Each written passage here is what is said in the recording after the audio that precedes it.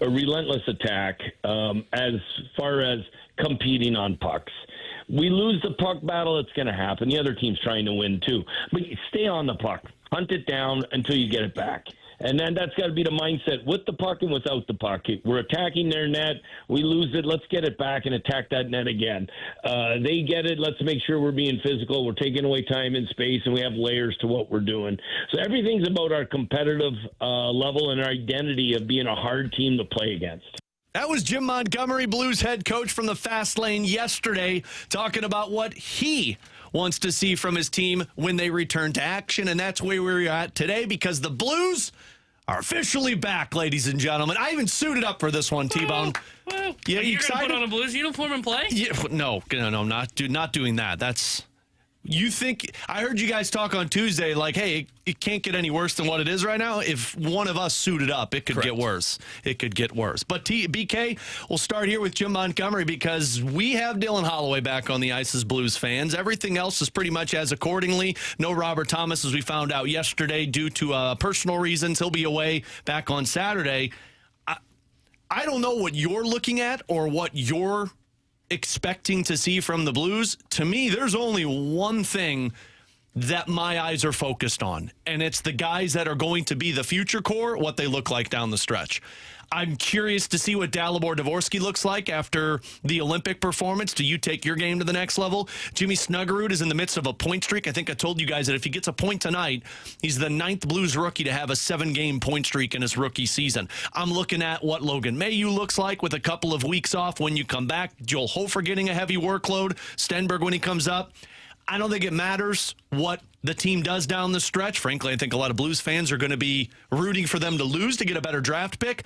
I think the trade noise is going to dominate this next week. But after that, I think the only thing that matters is what this next nucleus of players looks like in the final 26 games. I want to see what Booch looks like at center. That's probably the thing that I'm most curious about. Do you really think he's going to be there next year, though? I don't know. That's my honest-to-God answer. I don't know. Because who's taking his spot? Probably, if Pius Suter is still here, Pius Suter. I mean, if he was going to take his spot, wouldn't he be playing there right now? Well, I think he is playing there right now. It's just when Thomas comes back, who moves out of the center position? And I think it's going to be Suter. I mean, Suter's already moved, though. Isn't Schenn playing up there right now? Schen's playing the wing with Today? Dvorsky. Yeah, Dvorsky moves to that center position, so he's keeping the lines together that played well right before the break. Schenn was on the wing with Dvorsky and Dvorsky and Snuggerud, and then Neighbors, Buchnevich, and Kyrou had put together that point streak. I think Suter moves over. I think you'll see Thomas on the top line, Booch as your second line or third line center, and then Dvorsky as that other center. And then the only reason, because I'm with you, like. The only way said this last week, by the way. No, he's going to run it because he wants to see if the points continue, if the chemistry continues. But the reason I say, do we really think that's going to last is what happens when that chemistry, what happens when that pixie dust fizzles away? Let's say they trade Jordan Kyrou either at the deadline or in the offseason, and then now that magic that was working on the line isn't there anymore. I don't know if they keep him in that center position. This is why I want to see it. Yeah. I don't know what it's going to look like. I'm highly skeptical that he's going to be super productive at the center position. I know he wasn't productive as a winger, though. And he looks more engaged. He looks just more confident playing a center. Is that because he's now worked his way into the season and this was always going to happen? And whether he was playing on the wing or at the center position, this is going to be the production that you get out of Booch at this point in the season? I don't know. But I'm open to the idea that he can be a overpaid third line center for the next 2 or 3 years for the Blues, and that's the way that you make this thing work. They have a ton of wingers that are coming up or are already here. He makes more sense at the center position if you can make that work.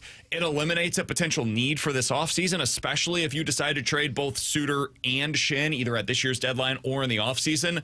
So to me, the top storyline from a pure on-ice perspective over the next couple of months, what does it look like with Pavel Buchnevich at the center position? Can this be something that is a fix for him and a way that the Blues can make that $8 million per year contract work for both he and the team? It's something that I'm curious about. I don't see many others, honestly. There ain't a whole lot that I'm like, got to be locked in for X, Y, or Z. Booch at center is one of those. Yeah, and that's it for me as well, because like with some of the young guys, one like for Dvorsky, he started to play better in the home stretch coming before the Olympic break. So yeah, I'll have my eye on what does he look like. But we've seen guys go on 25-game heaters before. Does it remind you of any team from post-Four Nations last year? Like, if they can do it for a stretch for the final 25 games and then carry it into next year, that's when I look at the young guys and go, okay, they are taking that step forward, and that development was worth it in the second half. But this impacts like your decision-making process for the offseason, is if Booch can play the center position. Because if he can, now things can really line up on that wing where they've got a bunch of depth. And as BK had mentioned, if you trade Suter and Schenn, well, if Booch can't play center, then you're going to have to find somebody that can in the offseason. So this one has more implications for what they're going to do going into this upcoming offseason. So it's why it's my biggest one that I'm going to be watching. I was interested in Mayu and Broberg, and it turns out that's not really a pairing. Broberg's with Parayko at morning skate today. Yeah, I thought that was going to be a thing, but nope, going back to Old Faithful, which, I mean, look, it makes sense. You're not going to change a whole lot up, but I think I would have tried to give a little bit more opportunities for Logan Mayu, because here's the matter of fact. We'll talk about this later. Justin Falk's going to be gone on March 7th, which means Mayu's going to be playing top 4 minutes. He's going to be eating 19, 20 minutes. I think you probably, at least if it's me, I'd like to see what it looks like with a guy like Broberg, because I'm not putting Mayu and Tucker as my second pair once they're there. But right now, that's not really a concern, because I don't think defensively you want to fix things. I don't think defensively you're watching anything about this Blues team for the rest of this season, because it doesn't matter. Like, I think that falls into the line of what we talked about post-Four Nations. Oh, man, look how great they're playing defensively. Cool. Doesn't matter, because it can't look that way at the season next year. There's going to have to be changes, and I think that starts from the top down once you're making those changes. All right, so that's the on-ice stuff that we're looking for. Away from the ice, trade deadline perspective, conversations. We're, 9 days away now from the NHL's trade deadline. And earlier today, Kyprios for Sportsnet put out his latest trade board. 4.0, baby. Here we go. 4.0 is like mock. What a slacker. This Chris is Johnson's on 7.0. Now what I call those music albums. What was it? Now that's what I call music volume 70, Kids Bop or 2000. whatever it was? Yeah, Kids Bop. That's different. Oh, it is? Yeah, now that's what I call music. There's what we grew up with, and then there was turned also into a Kids Bop. Oh. It's essentially what we're talking about. Kids Bop just said, let's make a kids version of this. Correct. Yeah. I Gotcha. don't know what album they're on. Kidified them, so to speak. Both are Over terrible. in Sportsnet, stuff. Nick Kyprios says, in recent years, Doug Armstrong has floated the possibility of trading several players off of his roster, but the team did pretty well to turn it around and quiet those trade talks before the deadline. This year, however, they're not likely to close the gap on the playoffs. I agree. And since it's Armstrong's last deadline as a GM, we'll keep a close eye on them. Alex, is this the year they actually make those big moves? Because we've seen it in the past. They would get to the deadline and it's like, well, they may trade Jordan Binnington. No. We're not going to do that. They may trade Braden Schenn. This is going to be the year. They're going to do it. Watch out. No, we're not going to do that. They'll move Booch. And there's been legitimate explanations as to why they have decided not to do these things. Booch got the extension. They decided they were still in contention, or Schenn says no to a deal. Whatever the case may be, there's been a number of different explanations for it. Is this the year where it is different? Because we know this is a GM that is not afraid to make the big move. We're going to see it this time around. If you're talking Kyrou and Thomas specifically, I don't think so. Kyrou, I'm 50-50 on. I've said this on the podcast. I've said this on this show. I have a gut feel he's going to get moved by March 6th. But I think common heads would prevail and say it's probably an offseason move because you get more takers that want it. I do think we're going to see a Falk trade. I do think we're going to see a Schenn trade. I'm starting to wonder if we see a Jordan Binnington trade. But if you're labeling it big trade, I don't believe you're going to see Kyrou or Thomas. I don't think Thomas is getting traded at all. I don't think anybody is going to match the ask that Doug Armstrong is wanting. I'm torn on Jordan Kyrou. I think there's a couple of teams that are probably going to say, hey, let's get to the puke point and make the move. I believe it makes more sense that Jordan Kyrou gets moved in the offseason. I will say a big trade is going to happen before next season. You can't come back with this same team. There's no scenario that you can try and explain to me that I will invest my time in saying, well, they could come back with the same group and have success still. No, you've got to change the core. And that, to me, says there's going to be a big move. I just don't know if a team's going to pull it off at the deadline. Yeah, I don't think the big move's going to happen at the deadline. So I don't think it's going to be Army that pulls off the big move. I think it might be Steen's first big move when he takes over in the offseason. Because, like, Falk and Schenn, and if you want to throw Binner into this, and the other rentals, to me, fall in the obvious trade category. You wouldn't consider Binnington a big move? I'd consider that a big move. I wouldn't, because I think he doesn't fit the timeline for where you're at with your new core that we're talking about. It's still a goalie getting moved, and we don't see those very often. I get it, but like to me, it wouldn't be a shocker because A, we've talked about it for a while, but B, he's only got another year on his deal, like Falk and Schenn. So I think it would just make sense if they made the move, and I can make sense of it if they keep him too. By the way, the big moves to me are moving on from Thomas or Kyrou. And Is there anybody else that fits into that criteria for you? Booch would, but I don't think he's getting moved. I think those are the three big names for me. Parayko would. That's a fair one. I think Parayko would fall into that. But again, I don't think he's getting dealt at this year's deadline. I think these moves that we're talking about are in the offseason when you can have more suitors. There's more cap space available to teams if they want to make these kind of moves. And it allows for time to kind of start these conversations now. I think the only guy that really falls into this that realistically could happen with, other than Binnington, but you can argue if that's a big trade or not, is Jordan Kyrou. And I don't think them backing down from the Kyrou trade isn't, we're not going to trade him, or we don't want to trade him. I think it's teams aren't meeting what we want. And I brought this up to you guys before, like, man, I'm a little concerned that you're asking for too much and you're not going to be able to move them and then you're stuck. But at the deadline, I think you're a lot more limited than in the offseason. That's my thing. I don't know that they actually make the move at the deadline. I think a lot of this could be conversation starters for the offseason. Yeah. And I think it requires somebody to be truly desperate for exactly the kind of player that you're looking for or that you're supplying.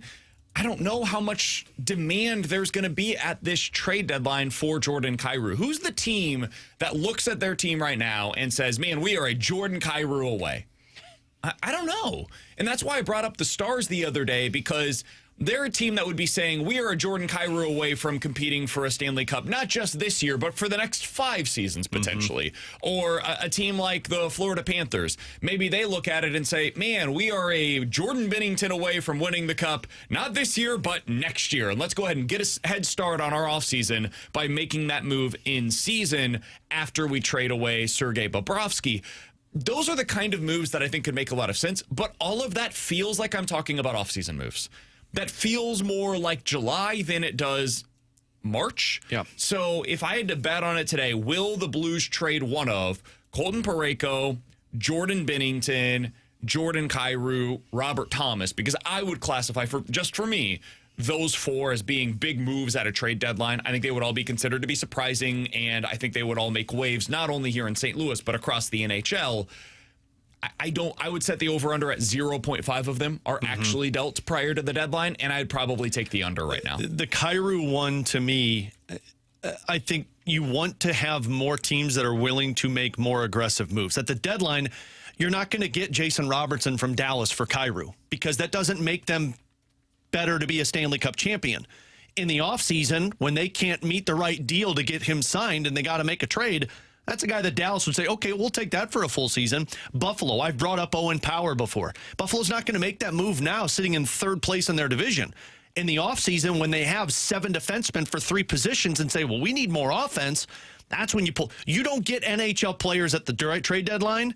You get NHL players in the offseason, and that's why you hold off. It's not only that, Alex. It's also, like, I'm agreeing with you, but beyond that, in the offseason, they can go out and replace that defenseman.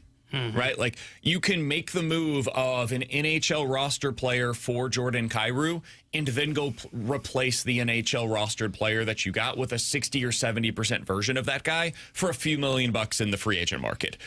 Those other teams don't have that ability right now. So it's really hard to go make this move for Kyrou when the Blues are probably asking for somebody that's either at the NHL level or close to the NHL level right now. I just think that sounds much more like a July move to me. So if they don't make that move, I wouldn't be overly concerned if you're a Blues fan. I agree with Alex. I don't think this is a team and an organization that's planning to just bring back the same guys next year. This is not a Cardinals situation where they fail to make the moves at the deadline. You get to the offseason and they do a whole lot of nothing, and it's like, hey, round 27 of the same group is coming back next year. I don't think that's going to happen. I just think these are moves that don't really make a lot of sense for other teams in March. Alongside Alex and T-Bone, I'm BK. You can check us out on YouTube, as always, at youtube.com/101ESPNSTL. You can also get involved at 314-399-9646. That is the Air Comfort Service text line. Coming up in about 15 minutes, I believe I know who Alex's favorite player is going to be in this year's NFL draft. I'll share that with him coming up in 15 minutes. But next, an offhand comment by Ollie Marmol brings up an interesting question about the Cardinals' early season rotation. T-Bone has some thoughts on it. He'll tell you next year on 101 ESPN.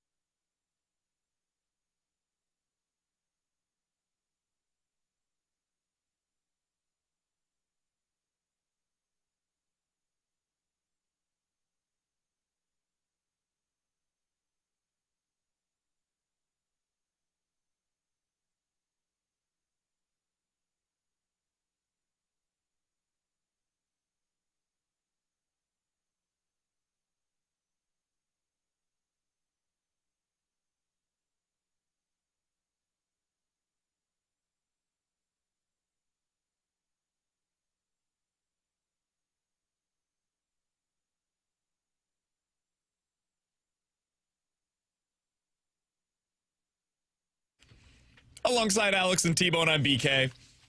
Richard Fitz with a really impressive debut for the Cardinals. You guys know my opinion on spring training numbers. Don't really care. They matter. Oh. Nope. Don't look at the box scores. Does more harm than good. You were just complaining to us in there about how Jordan Walker has not had a good hit yet. You were just telling us how you're sick of this conversation. You're talking about J.J. Weatherholt with 2 errors already? I was like, dude, relax. Yeah, calm down. He's playing second. Yeah. I do care, however, about the process. Way to go, T-Bone. We got to him. And for Richard Fitz, throwing 99 matters. Throwing 98 regularly, that matters. That is something that all right, it opens up my eyes a little bit on what he's going to be able to bring to the rotation potentially. Earlier today, I was reading Derek Gould's article in the St. Louis Post-Dispatch, and he was asked about where Richard fits into the rotation. Nice. Here's what he had to say. Quote, he's competing for a spot in the rotation as we get closer to opening day. We'll make the decision on what makes the most sense. As of now, he is competing for one of those 5 spots. T-Bone, you read that and had an immediate thought bubble come into mind. What was it? Those are dangerous. They are dangerous. But I went, whoa, okay, so this actually is a competition in this rotation. Because when I saw this, it's the first time I've seen Ollie Marmol, at least publicly, hint at hey, we're going with a 5-man rotation. Last year they started with a 6-man rotation. They wanted to keep arms healthy, and I just kind of assumed that's what they would do, especially since they've got a guy coming in that's going to be developing from going from a bullpen role in Kyle Leahy to a starter this season. And that's why when I would read these pieces of like, well, there's this rotation competition, and I'm going, man, I can count 6 guys, and the only guy that's the odd man out right now is Dobbins. That's mostly because he's just behind. So it's not really much of a competition. There was 6 guys for 6 spots.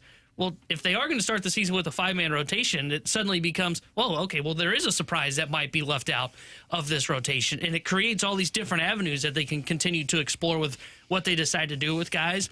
If Fitz wasn't to win a rotation spot, that guy throwing 98 would be awesome out of the bullpen. If he does win a rotation spot, which based on how much they seem to like his stuff yesterday, I would bet on today that he would get one of these spots. Now it puts into question of, okay, what do you do if Aponte's the guy that's the odd man out? What if it is Kyle Leahy that becomes the odd man out? They kind of go into that swingman role, which they're open-minded to. And then what does that mean for Bryson Mott, who we had a conversation about earlier this week of, could he potentially be a guy that develops from the bullpen and eventually becomes a starter? It just creates these new different avenues that I wasn't necessarily expecting for some of these guys in the rotation, because I thought this was just a lock of 6 guys are going in. Dobbins is probably the odd man out because he's a little bit behind coming off of knee surgery. And now this, based on this comment, makes this seem like, okay, this actually is a true competition. I would bet all 6 of these guys are on the Major League roster in some form, but somebody may not be in this rotation if they're going to go with the true 5-man. I'm 100% honest with you guys. I think this was just Ollie Marmol trying to create competition amongst his players. I think the thought of a 6-man rotation is still out there, but you don't want the players believing that. You want the players believing, hey, there's 5 spots up for grabs, and there's 2 of you that aren't going to have one of those. So let's go out there and let's compete. And then once you get to the end of spring training and Richard Fitz is pitching well, Kyle Leahy has been impressive, you know, you've got the mandatory Dustin May, Andre Palante, and Matthew Liberatore, and you're looking around and saying, all right, well, we can carry these guys and we can make this work early on, because there's nothing saying you can't get away from that. I don't think this is we're only going with a 5-man rotation and that's how it's going to be. I think this is you guys believe there's a 5-man rotation. Internally, we're fine with 6-man rotation, but somebody's going to have to force us into a 6-man rotation. What would you guys have considered their rotation to be the first month or so last year? Do you think that was considered to be a 5-man rotation or a 6-man rotation? I don't even remember. I would have called it a 6-man rotation, because wasn't Matt's getting starts with Liberatore? That's what I was curious about. Is how would you have qualified that? I think it was a 6-man rotation to begin the year. I forgot about that. So, yeah, I would say 6-man because, yeah, Matz. Steven Matz made 2 starts and had a game in which he appeared early on and threw 4 innings in that game. So, basically 3 starter-level reps over the course of the first month of the season. That's going up until May. 2 starts is not necessarily like a true quote-unquote 6-man rotation. He did not get his first start until April 16th, so you were a couple of weeks already into the regular season, and I think a lot of that is because they have an off day every week up until April 24th. So the first time that they do not have an off day in their week is the first week of May. I think it might be a quote-unquote 5-man rotation to start out the season, but it will be effectively a 6-man by the 2nd or 3rd week. So you're going to bring that 6th starter into the regular season with you, and then he'll make spot starts. I think that's the way they'll treat it. So I guess it just depends what you classify that as. Is it a 5-man rotation or is it a 6-man rotation? Is it some kind of a hybrid between the two? I think that's what the Cardinals are going to utilize, again, most likely this year, because of those off days that they have every single week. So could that be Andre Palante's rule? Yeah, I think that's very likely to be what Andre Pallante is early in the season, where he technically is available out of the pen for multiple innings, but then they'll have him penciled in for 2 or 3 starts over the course of the first month of the regular season. I think that's probably the way that they're going to go about this. I would qualify that as a 6-man rotation. Maybe they don't. It's just not the typical 6-man rotation that you think of, to where every 6th day it's a different player, and then you're doing that every 6 days. I mean, I'm with you. I don't think it's written in stone that all of these guys are going to be a starter every day that they're supposed to be. Like, I think there's going to be a lot of maneuvering and fiddling with knobs throughout this thing, because you've got 6 guys that you can play with now. Before, you didn't have that. Now, I know we pretended that Steven Matz was going to be that guy, but I think we all knew what Steven Matz was going to be at the end of it. So this one, I mean, I totally understand it. I would venture to say that by May, you're probably looking at the same 5 guys, with the exception of somebody coming up and down and getting starts. I agree, and I think that's how you create this competition. There is a competition right now in spring, manufactured or otherwise. It's a competition nonetheless. I think Dobbins is probably, as of today, the odd man looking out, because he has not thrown an inning yet in spring training as a starter. And then I would say starting, May 1st or so, you pare this thing down to the 5 that you really want to build around. That could be Andre Pallante. Hey, you're now a bullpen arm. Hey, Kyle Leahy, we really liked the fact that you were able to get a few starts in the first month of the season. We thought maybe this would go well. It really hasn't. Maybe your stuff doesn't play quite as well as a starter. We're going to put you back into that multi-inning relief role. Or maybe they say, hey, Richard Fitz, we like what you are. We like the stuff, but it's not, you don't have the command that we were hoping for just yet. We're going to send you back down to AAA. Hone in your stuff down there. You've still got options. We'll keep you stretched out. You're going to be our 6th starter. We'll have you up for spot starts. And then eventually, we're probably going to have a need up here. You're basically in the 2025 Michael McGreevy role. So I have a really tough time getting too worked up over any of this stuff this year, because the games just don't have the same value as they did a year ago. Oh, yeah. Last year, I was pretty upset that Michael McGreevy didn't get an option or get an opportunity earlier than he did, because I think they wasted multiple games, and they ended up only a few games out of the playoffs because of it. This year, I don't have that same fear. If they lose a few games early on that they shouldn't have, so be it. It's not the end of the world. I don't know if people are going to get the content they want this summer. There's not going to be an angry Ferrario Cardinal season. I'm kind of going to be level-headed this Cardinal season. You might get angry if BK tells you to relax on a couple of things. I don't think he's going to tell me to relax, because I don't know if I'll get worked up enough to have to say get relaxed. I don't think that this is a hot take. T-Bone will be the one that we have to tell to calm down.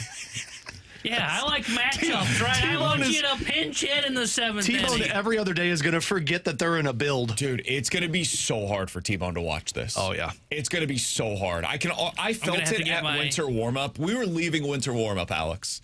And T-Bone was like, I just don't really care about this stuff. I care about wins and losses. Don't tell me about your process. I care about what did the scoreboard say. And to be fair, did you win or did you lose? Some of the process that I had heard had been like 3 years repeating itself. Oh, Walker, like, here's my changes. And I'm like, dude, come on.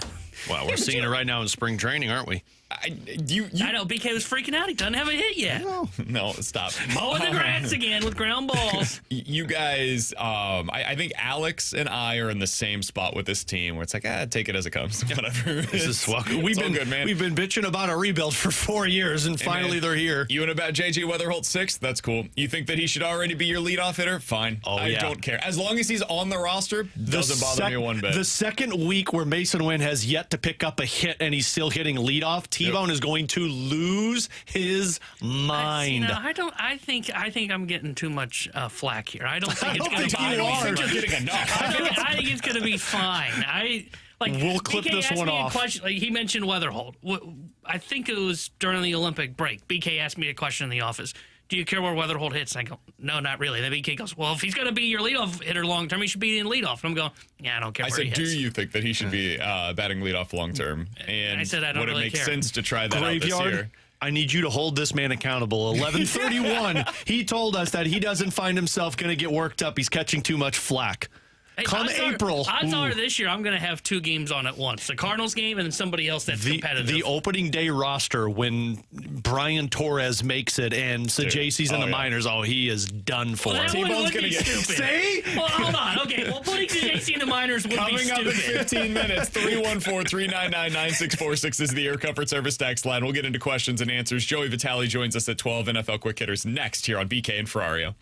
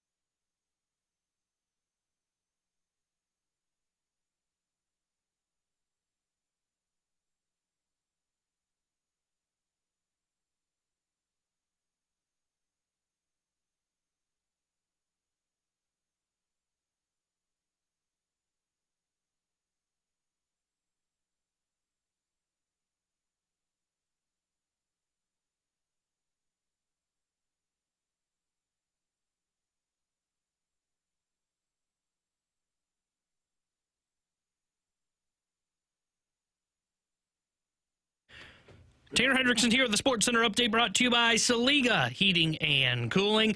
Blues back in action tonight, their first game post-Olympic break as they host the Seattle Kraken. We'll have pregame coverage starting at 6 o'clock with Alex Ferrario. Puck drop at 7 o'clock with Chris Garber and Joey Vitale. The Sports Center update is brought to you by Saliga Heating and Cooling, a Daikin Heating and Air Conditioning dealer.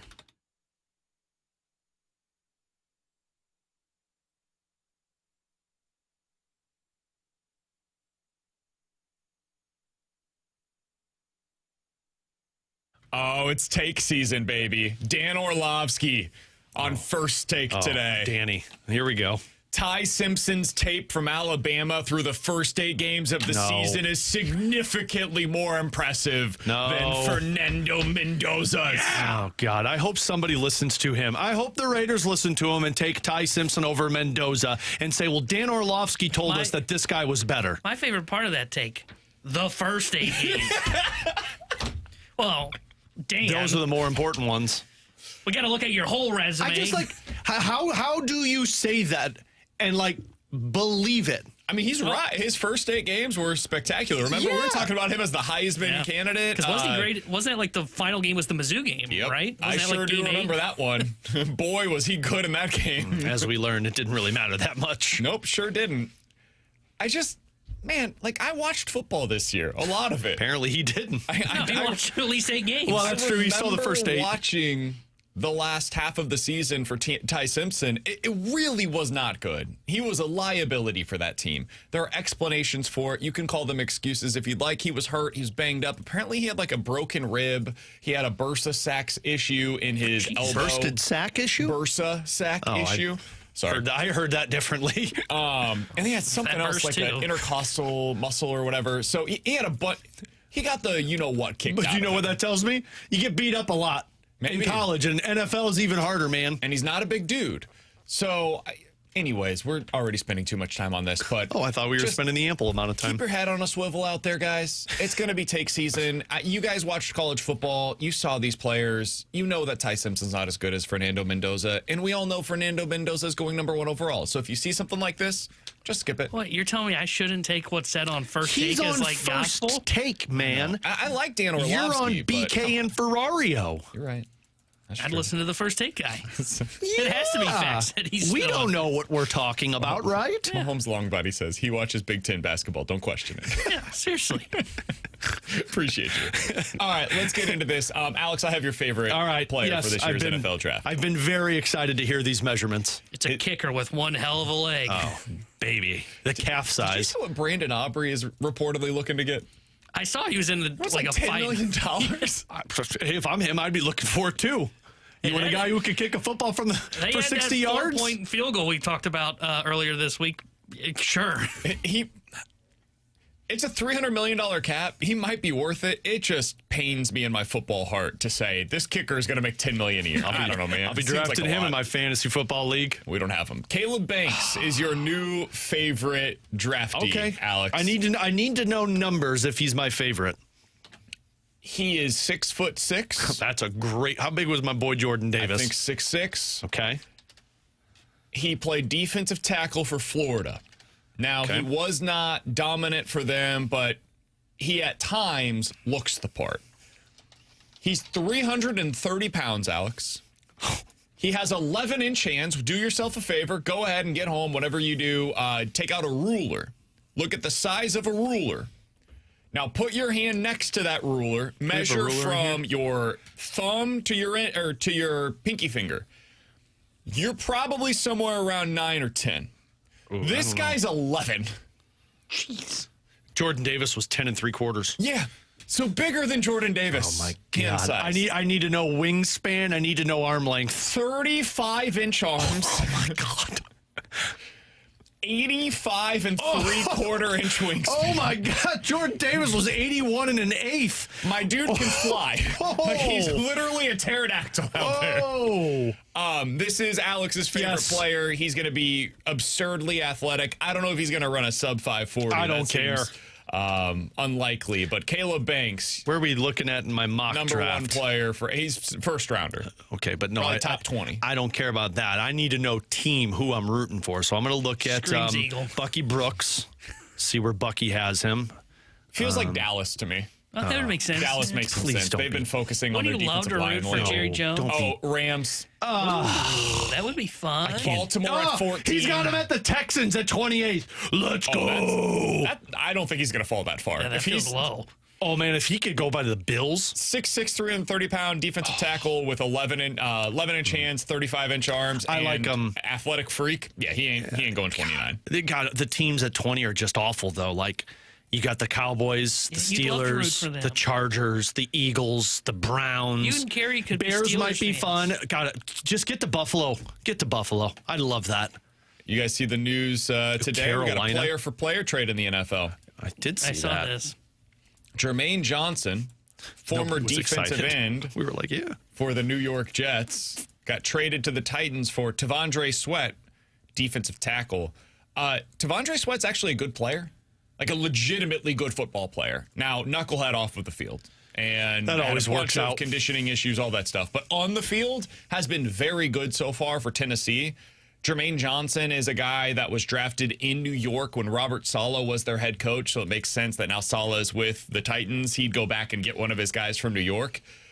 I don't get this from the Titans' perspective, guys. This makes me a little worried that you're going to see some of the same mistakes made by Robert Saleh there that he made when he was in New York. Tavondre Sweat's just a better football player. I like this move from the Jets' perspective. They make a whole lot of crap moves. This one makes sense, though. Yeah. I mean, makes sense for the Jets. I've always been skeptical of Saleh as the head coach, and some of it is just the decision making. I don't know if that is going to be very successful. I think he is one of those guys that is an incredible defensive coordinator, and there's nothing wrong with being great at what you do. And I know you look for higher expectations in yourself. I understand it, but it failed the first time, and poof, I don't know if it's going to go any better this time around. Spagnuolo. Yeah. Great, all-time great defensive coordinator, maybe Hall of Fame level defensive coordinator, not a head coach. Well, what's his face in New England? Why am I blanking on the offensive OC, coordinator? Josh McDaniels. McDaniels. Yeah, McDaniels. Incredible. But every time he has gotten a head coach, people are like, oh, he's going to bring his offense, and it's failed mightily. Yeah. Just- Romeo Crennel was this. A bunch of the guys that had success up in New England became terrible head coaches. Yeah. Great if you just keep them on their side of the ball. I think this will be that last shot, though. I mean, typically you see guys that get two chances, and that second time around, you fall back into the dumps, and then you're kind of pushed into that coordinator corner. But I'm with you. Like, I don't know much about these guys. To me, it's just a player-for-player move. But Saleh makes weird decisions, and he's done so in the past. This might be another one of them. Yeah, this is my biggest hesitation when it comes to the Titans. And look, I like Saleh as a coordinator. We'll see how he ends up being as a coach. I don't know much about what their GM situation is, but the biggest problem with the Tennessee Titans is they're just a dysfunctional organization. And this didn't give me the butterflies that make me feel like this is changing, because this was just a weird move. So it's my biggest hesitation. Even though they have $100 million in cap space, we've seen teams have a bunch of cap space and spend it stupidly. And it's my biggest concern with Cam Ward there that they just don't get the best out of him because of it. Last thing to get to as we go through NFL Quick Hitters, questions and answers on the other side. Mel Kiper was asked earlier today on ESPN.com, what's the best piece of buzz that you've heard going into the NFL Combine workouts? He mentioned a local college football star. Said Mizzou defensive end Zion Young could be the first defensive end off the board. Yes, even ahead of Ruben Bain, Akeem Mesidor, etc.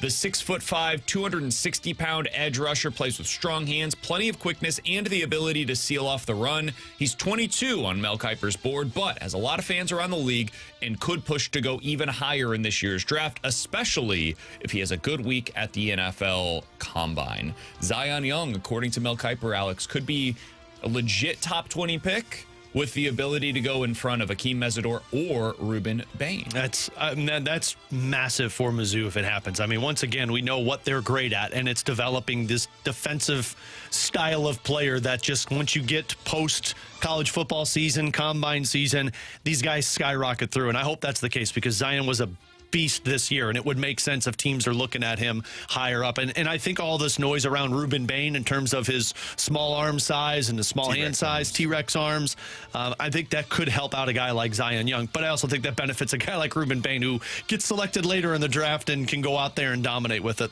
Yeah, I'm not surprised because he had a great showing at the Senior Bowl. Like, he was a guy that got a lot of buzz there. So to hear that there's buzz at the Combine of Zion Young isn't surprising, although going being like the first edge off the board feels a little high for me. Now, he did qualify it. He said David Bailey, who's the defensive end out of Texas Tech, he considers him to be an outside linebacker. Also, Arvell Reese from Ohio State. Now, that one's legit. He's actually like an outside backer who can kick down to defensive end.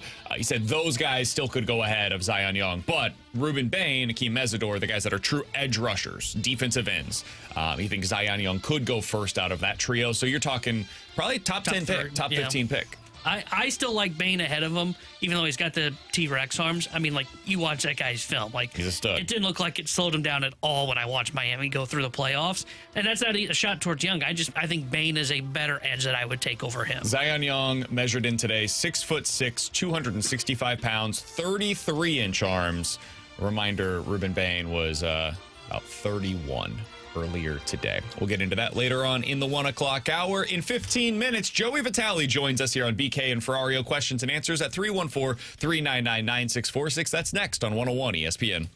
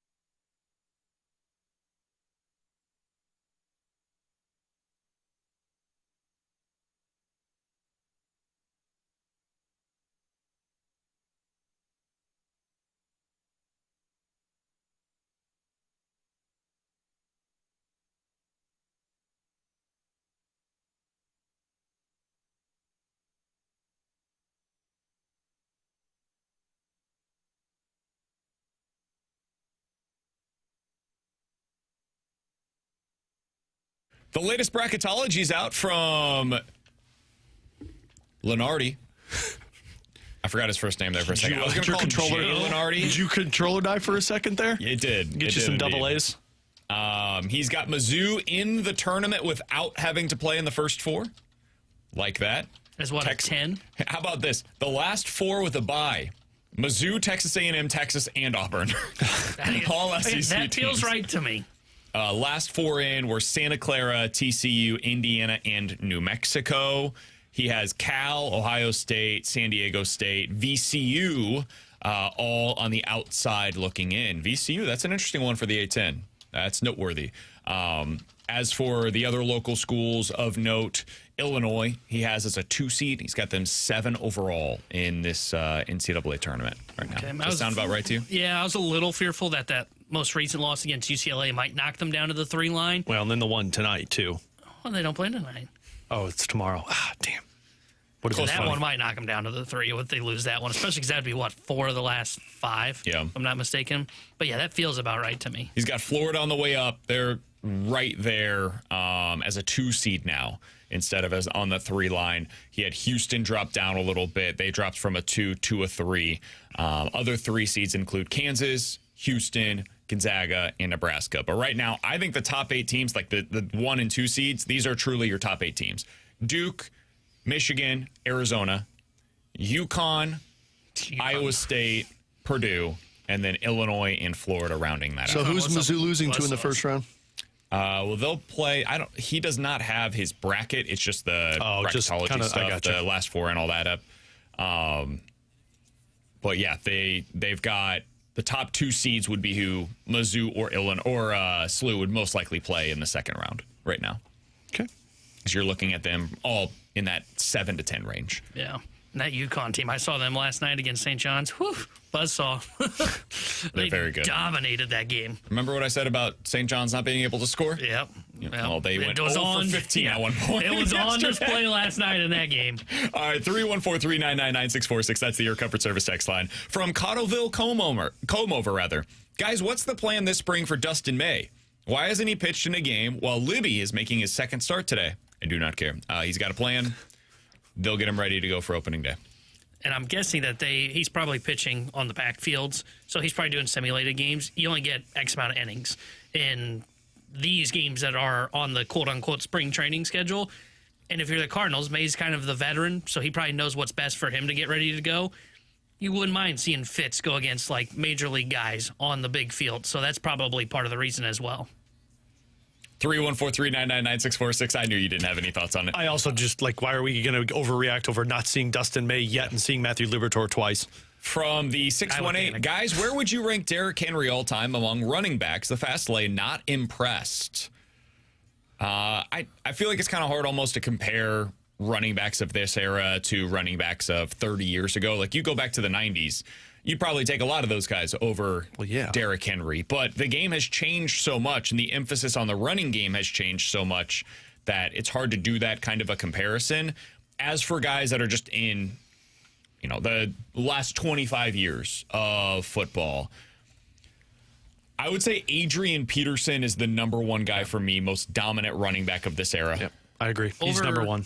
I don't remember. Did he stretch in the 90s? Tomlinson? LaDainian Tomlinson would be 2 for me. Yeah. Okay. They were different. As a pure runner, I would have 81, LaDainian Tomlinson 2. Yep. Tomlinson, though, was one of the first of this era of backs that was every bit as good in the passing game as he was in the running game. And he brought so much value in that area. So I would definitely have him up there. After that, though, Marshawn. I would have Derrick Henry over Marshawn. I think he's 3rd, because I was thinking the 2 guys ahead of him were Peterson and Tomlinson. McCaffrey.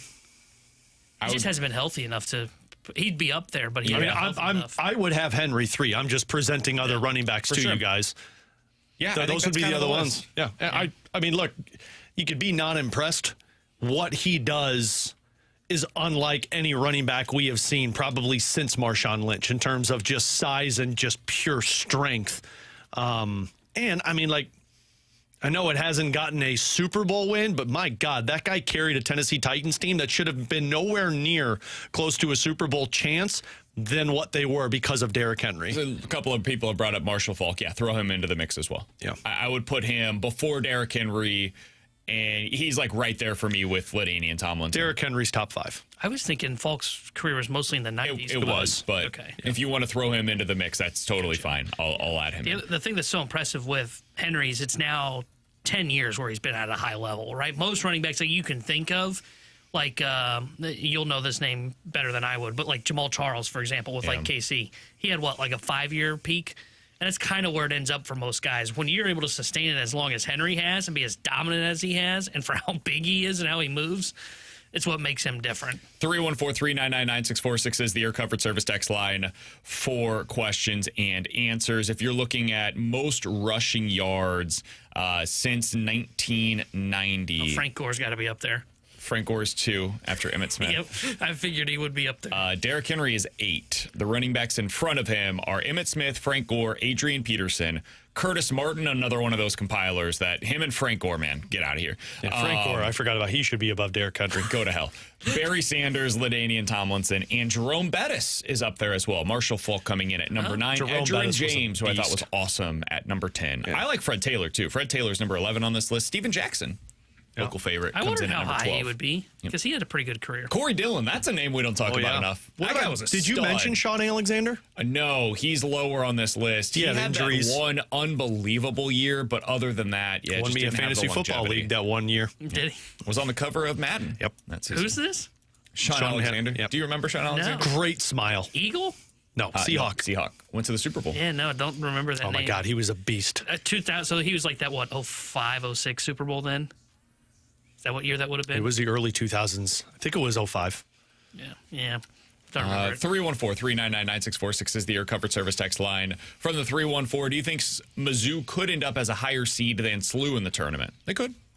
Yeah, if SLU loses another game down the stretch and Mizzou wins out, that would be the scenario. Yeah. I would bet against it right now, but they could be, yeah. Agreed. Yeah, I agree with you there. I would bet against it, but it's definitely in the range of the possible. If SLU loses to like Duquesne or Loyola Chicago, I mean, those teams are not very good, and it's on their home floor. Yeah, that would be how, if Mizzou wins out, they could leapfrog them.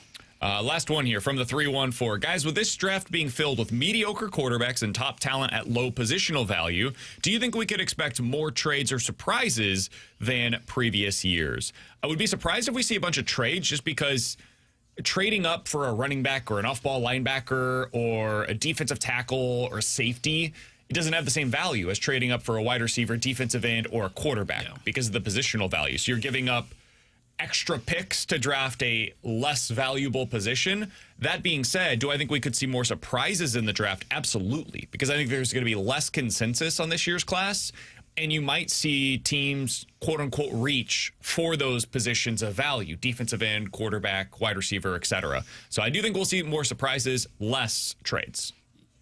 I agree with that. I think you'll see more surprises, and I think if you see like the surprise trade that someone's looking for, and they're like moving up for like an off-ball linebacker, for example, just know those red alarm bells should be going off in your head going, this is a poor run organization. This is a poor run Texans organization. did well with it.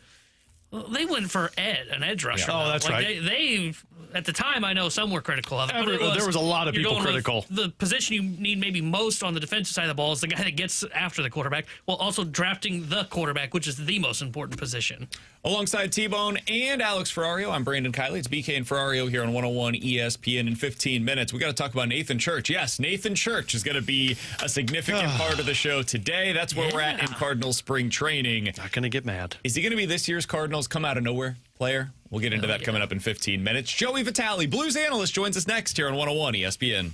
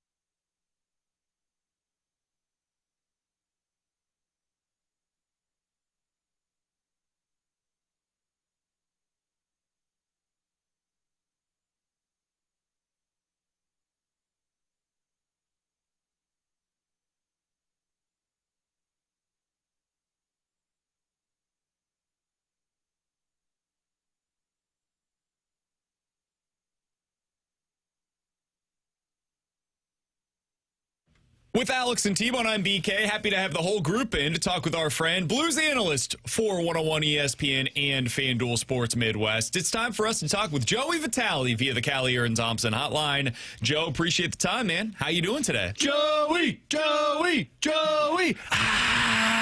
back, baby! We're back, baby. We are so back. 25 to go here, fellas. Everything's going good. How are you today? Oh, doing so well, Joe. It's good to have the Blues back in action this evening, back in action on Saturday for Bluey Night out at Enterprise Center as well. Joe, what's the biggest thing you're looking forward to seeing from this team as they return to the ice tonight?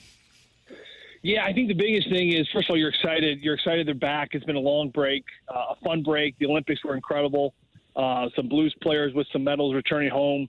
So that's all great. I think that this city really misses this team. I think the city misses NHL. I know watching the highlights of last night's game, it's great to see them on the ticker. So you're excited to see boys battle, and that's number one. And you're hoping out of this Blues group here tonight and the rest of the way here, BK, throughout 25 remaining games, you're hoping for just a lot of heartbeats, right? You're hoping for a lot of guys who are willing to step on the line and play with an edge, play with an attitude.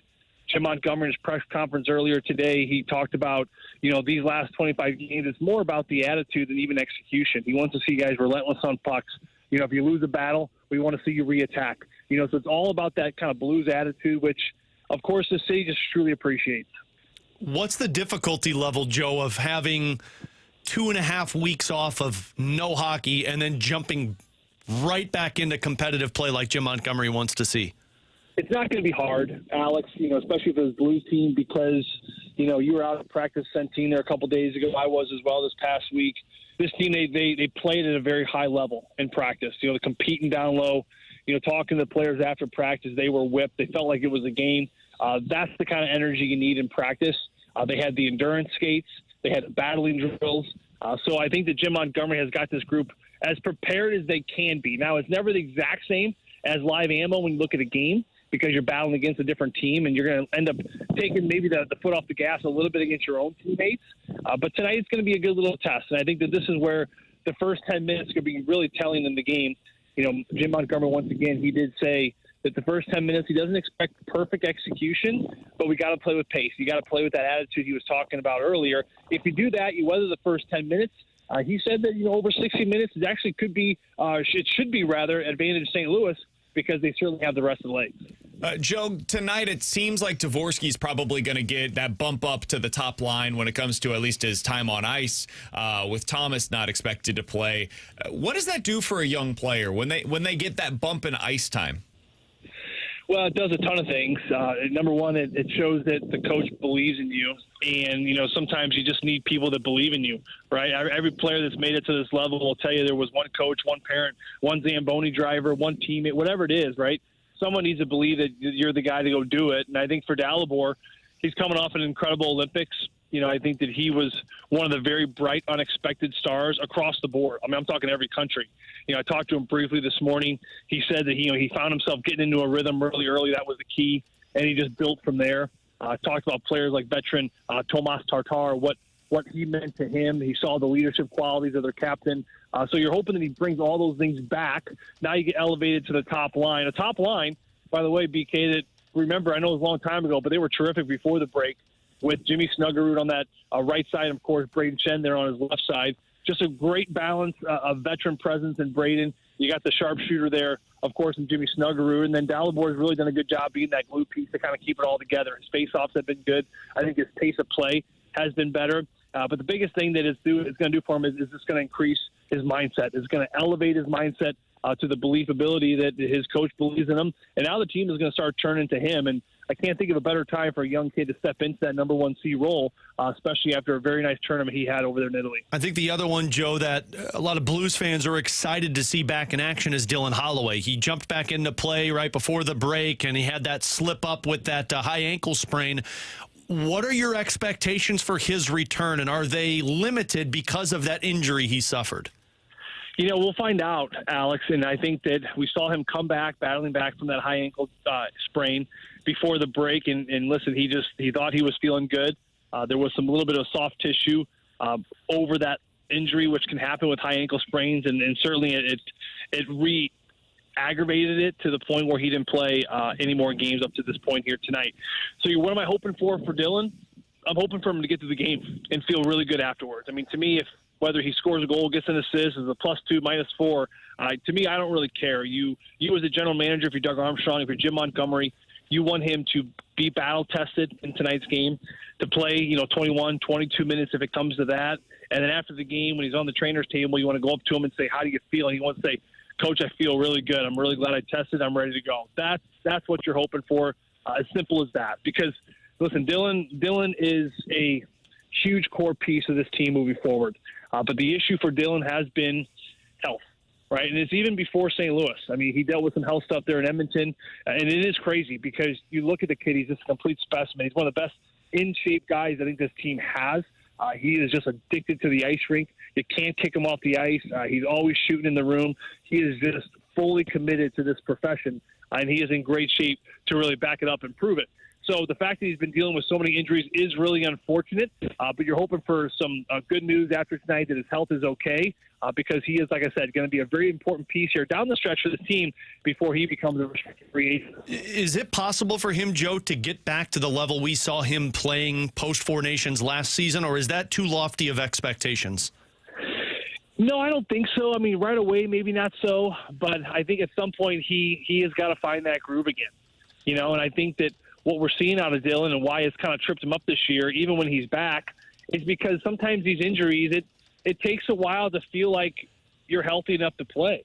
Last year before playoffs when he got hurt there and, he comes back this past season, that was a torso injury that is just nasty. And, he even admitted to me, he said it took a few weeks for him to really feel like he can do this again. So there is a mind shift that needs to happen, and that just comes from playing games. Now, you're hoping that returning from this injury is a little different than the torso one because this is high ankles, of course, is something that players have dealt with before. And it's probably not as serious as the torso one he had last year. But you're hoping that he learns something from that. You're hoping he learns something from the player he was in the fall and how he battled back from that tough injury, the amount of time it took him to feel 100% normal and would get that speed and physicality back. You're hoping that maybe you can bridge that gap a little bit and maybe shorten that time with the adjustment as he makes his re-debut, if you will, here tonight. We're talking to Joey Vitale for just another minute or two here on 101 ESPN. Joey, tell our audience what you know about Jack Finley. What can we expect from him tonight? Big dude. Yeah, he's a big guy. I just talked to him in the locker room. Big, handsome fella. He's ready to anchor that fourth line. No Oscar Sundquist tonight, so Finley's going to be on that fourth line. I remember seeing him in Tampa. Obviously he is a kid that is very cerebral. He thinks the game very well. He's not your prototypical fourth line, just run and gun, kind of just all over the place, hitting everything in sight. He has a level of patience to his game. He tries to process things very well. You can tell that hockey has run deep in his roots. Of course, his dad played here for the St. Louis Blues, so he's a good thinker. He's a big kid. Look for him tonight. He will kill some penalties. His faceoffs have been very good there in Tampa as well. He's been around some of the best, BK. He's been around Nikita Kucherov. I was talking to him a little bit this morning about playing alongside Kucherov and witnessing him in practice. So he's been around a lot of great players that think the game very well. You're hoping he brings that intelligence to this fourth line to help this team. But he's got a big smile on his face. For a player like him, this is almost a fresh start, a breath of fresh air in a place that he is familiar. Of course, he was born in St. Louis, spent the first 2 years of his life here in St. Louis. And you're hoping that he takes on that big-time leadership role, which down the stretch here, I think that Jim Montgomery is going to be looking for young players to kind of grab it, of course, that leadership role, which I'm talking about, and run away with it. Joey Vitale, you'll hear him on the call once again tonight. Blues versus the Kraken. Pregame with Alex starts at 6. Puck drop tonight at Enterprise at 7 o'clock. Joe, appreciate the time as always, man. We'll talk with you again next week. Hey, appreciate you guys as well. We'll talk to you soon. See you, Joe. That's Joey Vitale joining us here on 101 ESPN. Appreciate his time as always. Jack Finley making his debut for the Blues tonight, Alex. I'm excited to see him, and I know it's nothing much. I mean, everybody on this show that listens knows that I'm a huge fan of fourth lines that have an identity, and the Blues haven't had that, even with Oscar Sundquist when he's been healthy. I mean, the 2 games that the Blues played against Tampa Bay, Jack Finley was in the midst of a lot of post-whistle scrums, plays physical, big body. I mean, Joe's not joking. He's 6'3", looks like he's 6'7" on skates. It's just a matter of can you play that defensive style, that physical brand of hockey. But more than anything, he's 23 years old, and he falls into that group of core players that you're moving towards in terms of another guy that's with the Neighbors and Snuggerud and Dvorsky and Carbonneau and Stenberg. Like, you're in that range now, so now it's just a matter of can you play to that level and that identity. I really like this move. Yeah, I'm not trying to great. overstate it. It's not something where he's going to be more than what we're talking about right now, which is a fourth liner, but he produced down at the AHL level. Yeah. You look back over the last few years, 2022, 12 goals, 21 points. 23, 13 goals, 32 points. 24, 14 goals, 28 points. Did that in 67, 52, and 40 games. Has not done a ton in his very limited opportunities at the NHL level, but maybe the Blues are the team that can give him that chance that just didn't really exist with the Tampa Bay Lightning. So I love them taking a shot on him. I do think he's going to get, hopefully, an extended runway here now that Sonny's out tonight, and we'll see what happens with the trade deadline just a week away. I like the Jack Finley pickup, and I do think he's somebody that could fit into the mix long term. I mean, a perfect player to look at that's kind of in similar shoes as Jack Finley is Oscar Sundqvist. Sundqvist, before they acquired him in that draft when they traded for him, he was a guy that got very limited opportunities with Pittsburgh. He was a fourth line, healthy scratch, 11th, 12th forward, until the Blues said, there's something here. They traded for him. They gave him that opportunity to be a bottom six forward, and he ran with it. I mean, being 22, 23 years old, we talked about this on the podcast.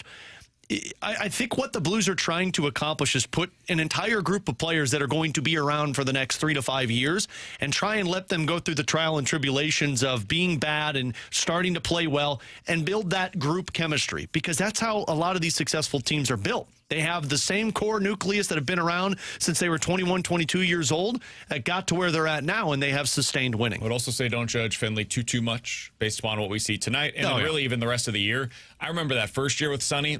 I think he would agree with me. He was terrible. Yeah. He was one of the worst players I've ever seen play meaningful hockey for the Blues. He said that offseason or that next season that he had to change his entire post-season routine, eating habits, workout habits, and he came back just a different player. He was terrible. Like, just looked out of place. Did not look like an NHL level player. You could tell he stuck out like a sore thumb on the ice. And then the next year he came back, and you're like, oh, wait, that guy can play. There's clearly something here with him. So I don't know what it's going to look like for Jack Finley, but if it doesn't look great early on, maybe it could take a little bit longer. I say go over that Underdog app and pick a Jack Finley goal. Go higher on his goals. Higher on his goals. I'm not sure if they have them, but we can check that out here in just a little bit. You can get some great odds on it. Coming up in 15 minutes, how many players need to be traded for the Blues at this year's deadline? We'll get into that coming up here in just a little while. But next, Nathan Church creating some headlines. I'll let you hear what at least one veteran Cardinals reporter had to say about him and what he's heard from somebody in the coaching ranks about Church, comparing him to a former Cardinal great. Coming up next here on 101 ESPN.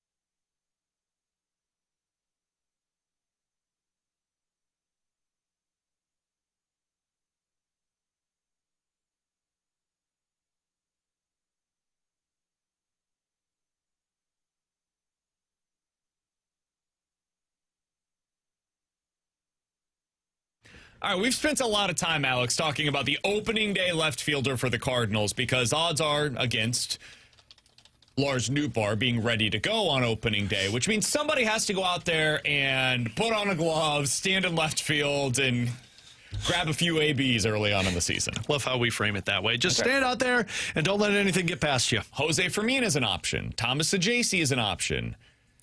Could Nathan Church be an option for that spot? Here's Brian Walton on Wednesdays with Walton. It was interesting, and this is a coach that has a lot of experience who was talking to me off the record about Nathan Church. He says, he reminds me a lot of Brendan Donovan when he came up, a guy that wasn't really thought that much of. He's kind of an interesting guy to have around, but wasn't a top 10 prospect or anything. But they really like Church's work ethic. They like the way that he goes about getting ready for the game. Now, granted, you got to produce. Church didn't produce his first few weeks up. But I will tell you, when they brought up Nathan Church in the beginning of August, they didn't do the up, down, up, down, up, down thing like they did with Siani and all the others. They gave him a fair chance, a fair head start. And I think that is something, I think likely, Nathan Church may be the starting left fielder on opening day. Says he could be your opening day left fielder. Now, he brings up Brendan Donovan. That's really high expectations. I don't want to put too much on the kid. I think that was more of the profile where it's like, hey, late bloomer, somebody that wasn't really a heralded prospect, gets to the major leagues and sticks around. I think that's more what you're talking about here than, hey, he's going to get up to the major leagues, stick around, and then become an all-star. I don't think that's what the coach, I'm guessing here, speculating. Before we go deeper into Nathan Church, I'll give you a better comp because this was the first guy I thought of, Jeremy Hazelbaker. Maybe, but Hazelbaker was a guy that just came up and played for a couple of weeks and then just was never heard from again. That's not Nathan Church? I don't know. My question is this more of he's going to be a really solid fourth outfielder for his career? Is there potential for him to latch on with a major league team? And then maybe it's not even the Cardinals long term. Maybe it ends up he's with the Cardinals for this year and then sticks with them for the next couple of seasons, gets through the ARB process, and then just kind of consistently signs on as a minor league / 1 year, $1 million veteran minimum deal for the next 5 years. I could see something like that maybe. Alex, we have spent exactly zero amount of time talking about Nathan Church as even a possibility. That's on us. To start in left field on opening day. I don't think it's on us. And I think Brian Walton, for my money, I don't think he gets talked about enough as being one of the better Cardinals insiders out there, especially when it comes to the minor leagues. He's excellent at his job. He's super plugged in. So the fact that he brought him up unprompted as a likely starting candidate in left field for opening day, I think it's worthy of us at least spending a little bit of time talking about this. What'd you make of that? Well, especially when Brian, who has connections in the Cardinals organization, said he was talking with somebody in the organization that brought up Brendan Donovan. That obviously tells you that people in the Cardinals like Nathan Church, which means he's got a upper hand on the competition of making this roster. Look, man, I've said this so many times, and I'll continue to say it. This is a rebuilding season. This is a rebuilding team. If you want to give a guy who has gone through the minor leagues and has done his due diligence and last season was decent for you in AAA and AA, if you want to give him a shot for the first 2 months of the season until Lars Nootbaar is ready, all power to you. Because you know what? He might be Brendan Donovan. I told you guys in the office, if there's one thing we know that the Cardinals are good at, it's finding scrappy young guys in the minor leagues that come out of nowhere and say, whoa, where'd he come from? That could be Nathan Church for a season, for 3 seasons, for 10 seasons. Doesn't mean he's going to be a superstar. I have no chances on this guy even being an all-star. But you know what? He could be a piece that just goes out there, catches the ball, plays good defense for you, and can come up with a big hit every once in a while. This is the season to be doing this. This is where you eliminate, and I don't think Nathan Church is in that log jam that we're talking about, but this is where you can start kind of rattling through all of these names that have been in your system for 3-4 years and say, let's see what he's got. And guess what? It might fall flat, and he is only a AAA player. Or he could be a guy that next season is, like BK mentioned, a fourth outfielder, can come up with a couple of big bench hits for us, and when we're competitive, maybe can be a good piece for us. I do think that the situation reminds me a little bit of the Donnie situation. Again, I want to make this clear. I don't think he's going to be Brendan Donovan. But situationally, you got to remember, when he was coming through the system, Brendan Donovan, the second baseman people were talking about, or at the time, third baseman, I suppose. Donnie, same thing. But the second baseman that people were talking about was Nolan Gorman. Mm-hmm. He was the prized prospect coming through the organization. And then they both reached the big leagues, and it's like, hey, man, one of those guys is better than the other. And it ain't the guy that was heralded throughout the minor league process. It's Brendan Donovan that's a better baseball player right now. He does everything better except for hit for power, and even then, kind of hit for more power at the major league level than what we had seen from Nolan Gorman. The reason I bring that up is because it's kind of similar to Sajaci versus Nathan Church in left field going into opening day, where Sajaci, listen, he wasn't the same level of prospect as Gorman, but he was a top 100 prospect at one point in time. He was one of the big-time prospects that the Cardinals got in return for the Jordan Montgomery deal. Nathan Church was an afterthought. He was a guy that nobody really talked about as a former 11th round selection by the Cardinals. And then last year, AA, AAA combined, had an OPS over 900, hit 13 home runs in 85 games down at the minor league level. So he did actually add some real pop within his bat. Will that translate to the major league level? I have no idea. I have no clue. But Thomas Sajaci wasn't even as productive last year as a minor leaguer as Nathan Church was. So if I'm going to give Nathan Church all this crap and I'm going to get Thomas Sajaci the first crack at left field, I probably should be talking more about Church as a legitimate option. I think the thing that will hurt Church's case isn't so much on Church, but it is that, man, they are so left-handed heavy already that if Sajaci can just prove to be adequate in the field, I think he's the one that just wins the job kind of by default in left field. Because I think you're so left-handed heavy that with Church being a lefty, I think it becomes a little bit harder to put him into the lineup. Interesting. Now, he can crack that. Like, that doesn't mean that Sajaci just wins the job and you stick with it for 2 months.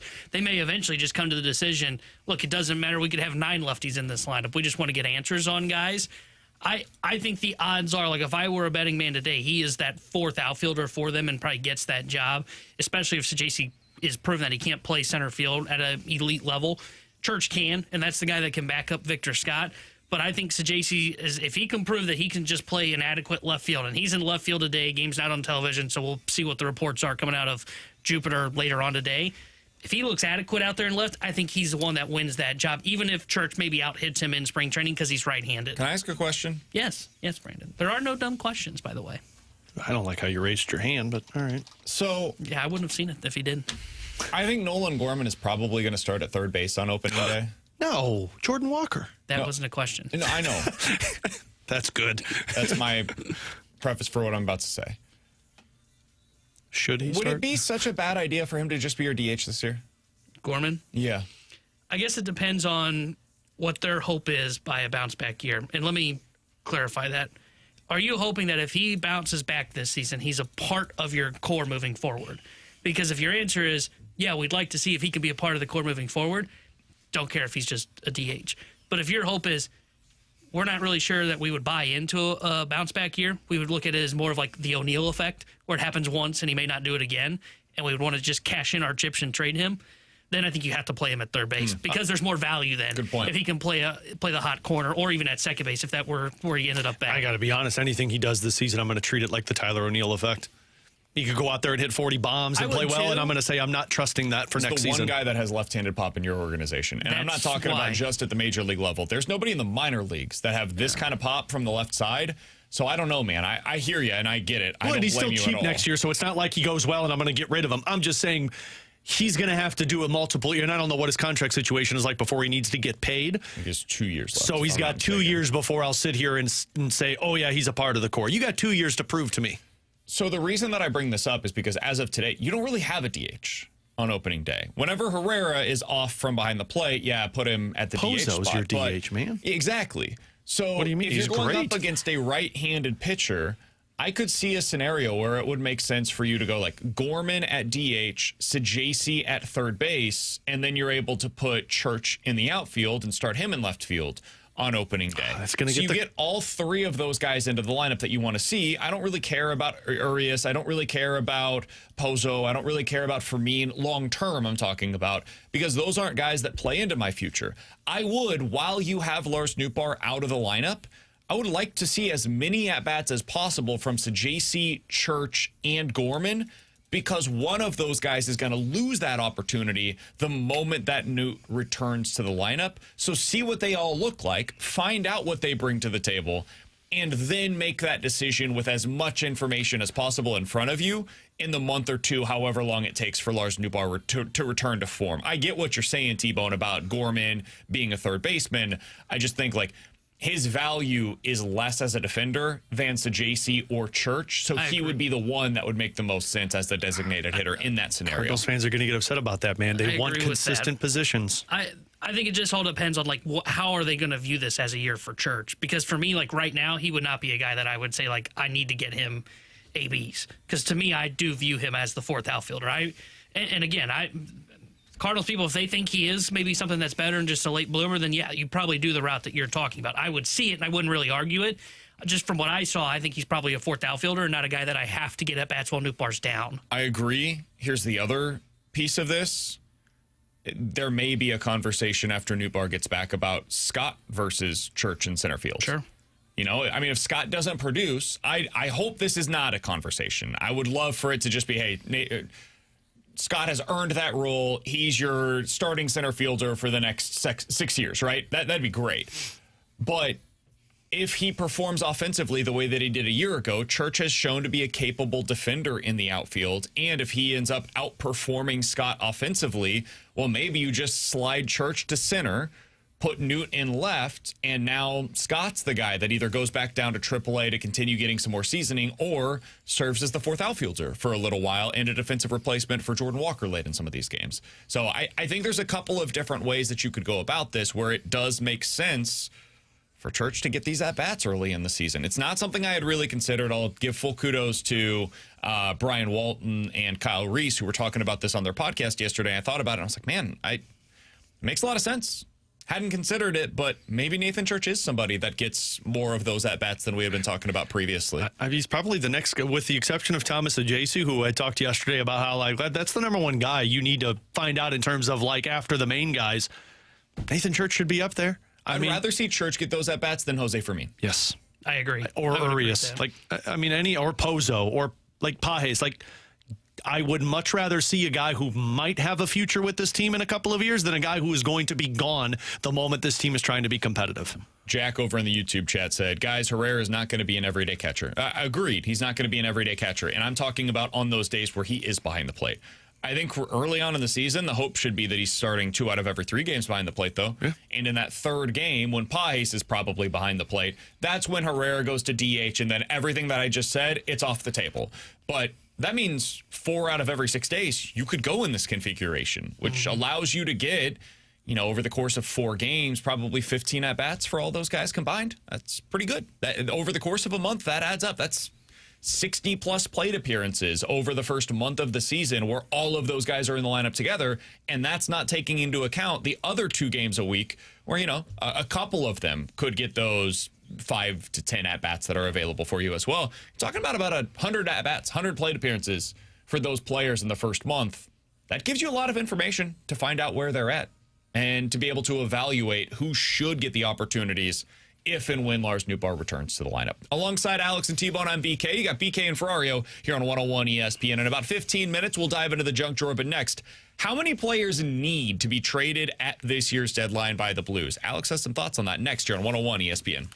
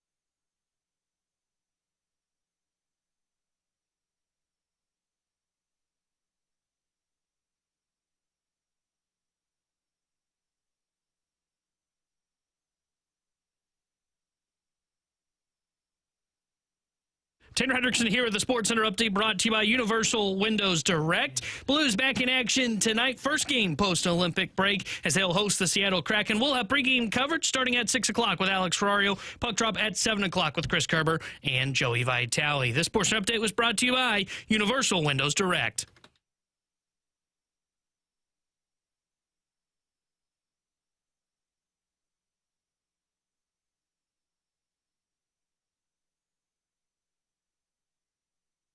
Alongside Alex and T-Bone, I'm BK. You got BK and Ferrario here on 101 ESPN. So we know the Blues, basically every player on their roster has at least been brought up in some level of trade speculation. How many of those are actually being brought up by Doug Armstrong in discussions? We'll never know. All of them.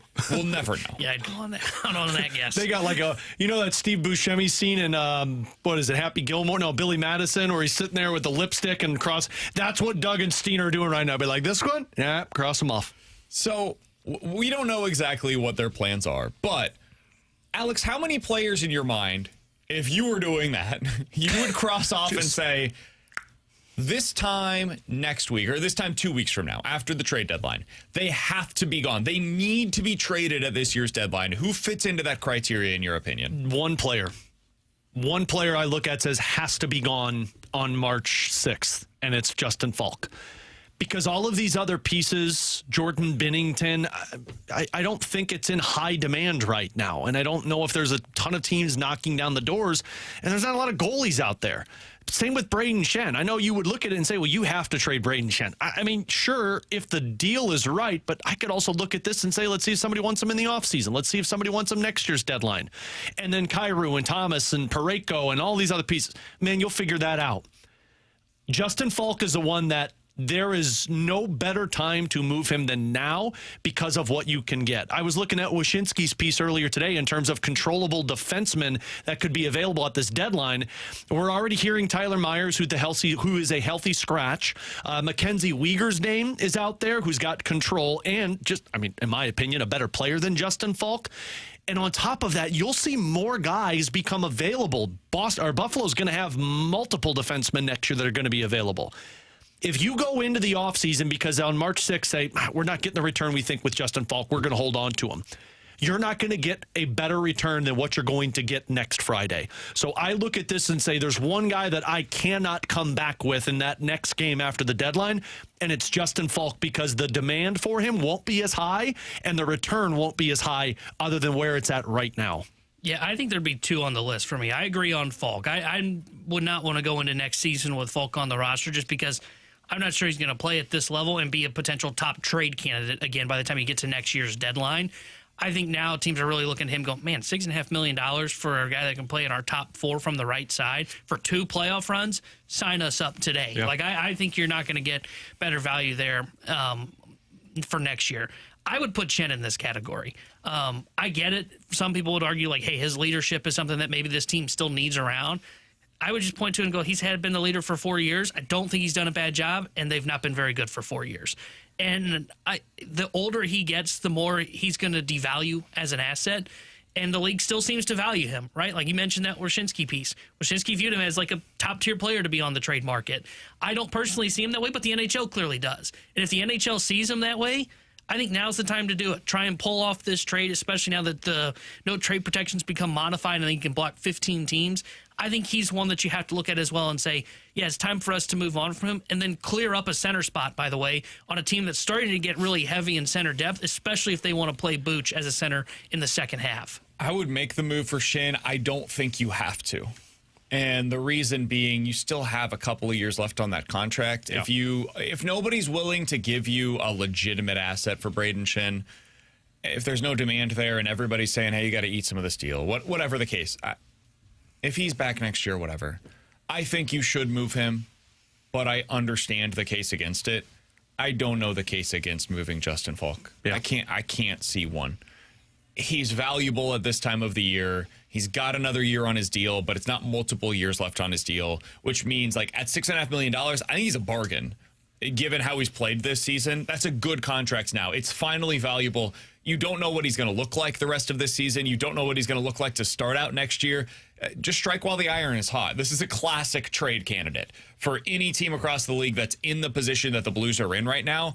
So I agree with you, Alex. I would just put it at Justin Falk. If I was going to add another name to this list, I don't feel any real kind of way about it. But a guy that I would personally say, yeah, you should probably go ahead and move. That guy is Pius Suter. He has zero no trade protection. Yeah, I'm kind of with you. $4 million next year. He is a good player. I don't know what you're going to get for him, but we were talking about this the other day, Alex. The Blues are an excellent drafting team. They go into these drafts and they leave with multiple NHL level contributors because they had assets in the first, second, and third round. You're telling me I could get a second or a third rounder for Pius Suter, who doesn't really have an obvious spot as a part of the roster next year? Yeah, I'll go ahead and open up that flexibility at $4 million, open up that roster spot so Otto Stenberg can be a part of this thing. Yep. I think Pius Suter is a guy that, for me, I've enjoyed watching him play for the Blues, and if they were good, I would absolutely keep him around. They're not. He's going to be 30 years old next year. He's got to have value on the trade market. There's no centers really out there for the most part. I'd go ahead and move Pius Suter at this year's deadline as well. It's a really good one that I didn't think of, and I mean, frankly, you do have to, because when Thomas returns, you're basically taking out Suter or Berggren. And I got to be 100%. I don't know what Berggren's future is. I'd much rather see him continue to play than Pius Suter. And I like Pius Suter. Don't forget about Stenberg. Well, that's what I'm saying. Like, just to get Thomas in, you've got to take one of them out. And then we don't know if they're going to make any other moves. If they don't move Schenn, if they don't move Kyrou, yeah, Stenberg just might be down in the minor leagues until an injury pops up. I don't want it either. And so that's why I do think it's necessary to make multiple moves at this year's deadline so you can get Stenberg up there, but you've got to open up at least one more playing spot, and you're not just going to healthy scratch a Pius Suter. There is a demand for centers in the National Hockey League. And Pius Suter, you know, when the Blues acquired him, I remember us talking with Thomas Drance, who told us, like, hey, he's a better winger than he is a centerman. He's been a fine centerman for this team. You can't tell me another team doesn't see that and say, hey, he could be a middle six. That's worth a second-round pick. Because I'm not greedy with Pius Suter. If I could get a second-round pick because I don't have one this year, that's fine. That's great. You've got to open up spots in your lineup for guys that need to be playing rather than guys that are playing that you're looking at saying, in 2 years when this thing is supposed to get fixed, he's not going to be here. So, yeah, I like the Pius Suter one. I honestly wonder if Pius Suter becomes a package piece. If you want to try and up the return for a guy like Justin Falk, you put those two together. Let's say Boston. Boston really needs a defenseman, or Detroit. If they don't get Tyler Myers, they want a middle six winger and a defenseman. You get those two pieces together and you get your better return, because that's how you get the player over the pick if you put two pieces together. We saw Army do that a lot in that deadline where that they was moved Mikola and Mikola and Achari. No, Achari was O'Reilly. Mikola and Tarasenko. Yeah. You know what else I would look at is a team like the San Jose Sharks. They just need NHL players. Yeah. Like they're a team that's surprisingly contending this season, and they've got one otherworldly player, another guy that's really good in Will Smith, and then a bunch of guys. Just a bunch of basically filler as part of their roster. Pius Suter would be great on a team like that, man. Yep. Imagine if you're the San Jose Sharks, and I haven't looked at exactly where they're at draft capital-wise. I have to imagine they have all the picks in the world. Go ahead and throw one of those the way of the St. Louis Blues, and now you've got a legit... Yeah. So this year they've got their first-round pick, the Oilers' first-round pick, and the Colorado Avalanche second-round pick. Go ahead and trade that second-round pick from the Avs for Pius Suter and make yourself better for the here and now. Yep. I think that would make a ton of sense. That's how you just get those players. Like Boston is the one that I'm really hopeful Tyler Myers, if he gets moved, goes to a team other than Boston and Detroit, because those are the two teams that I've heard are chasing Justin Falk. You want two teams fighting for him down the stretch, and you want your better return, you can attach another piece to it to try and go get that young player that joins your team next year. Another team. How about this? What if you trade Pius Suter to the Anaheim Ducks for the 2027 Blues second-round pick? Oh, we'll take it back. Yeah, why not? Well, we might be good then, man. What the heck did we give that up? For Fowler? The 2026 second-round pick. Boy, that's going to be looking really good to the Columbus Blue Jackets for Alex Texier. Right. That's basically going to be. Yeah, that's going to be a first-round pick for him. Is that true? Yeah, that was the second-round pick that you traded for Texier. They gave up a second-round pick for Texier? No, they gave up that second to Hayes. Okay, thank God. I was like, no. I think Oh, no, it was a 4th-round pick for Texas. Yeah, It I was the think that's second-round pick that they gave up for Kevin Hayes for the Penguins to take him. the deal. And then it got put out to the Blue Jackets afterwards. I would really like that second-round pick now. 2nd-round pick in the 2025. No, that was the 2025 draft. They pushed it. Remember, they had to acquire a pick. Well, no, back. because it says the Pittsburgh drafted Will Moore with that pick. The Penguins acquired Igor Chinakhov from the Columbus Blue Jackets for Danton Heinen, a 2026 second-round pick, and a 2027 third-round pick. So the Blue Jackets had it. No, Pittsburgh had it. Yep. And traded to Columbus. Okay. Correct, because the Blues traded that To the second-round pick Pittsburgh along to get it with back. Kevin Hayes. Because they had to get their Pittsburgh. pick back, yeah.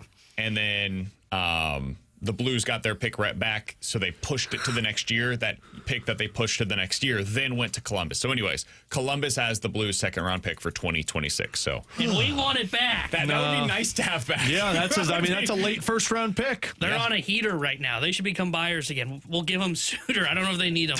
We'll give them Suter for the second-round pick Suter. back. Can we just have our pick back, please? Honestly, it would make a ton of sense. Kind of, depending on where Columbus. I think Columbus is going to be like, nah, we're sellers. It's not time to push our chips in yet. We'll be sellers because I think they're sitting on the outside looking at. They're behind Washington. I think they've won 7 in a row, and they're probably going to just sell off pieces at this year's deadline.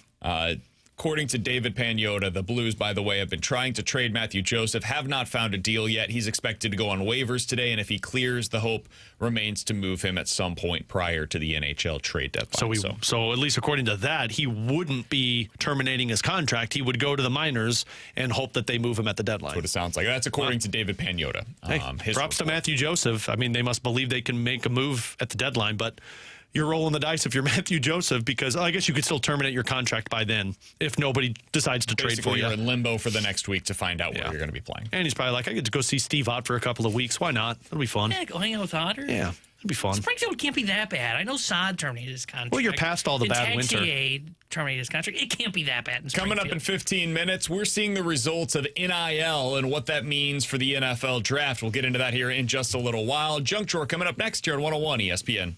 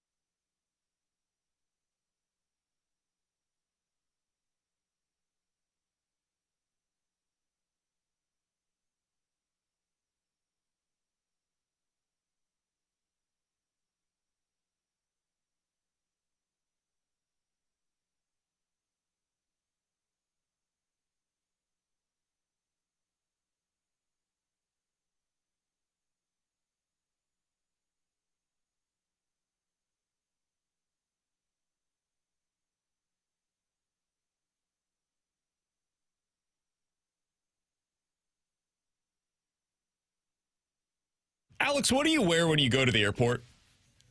Sweats and a hoodie. That Something your that I'm go-to? comfortable in. Yeah. Yep.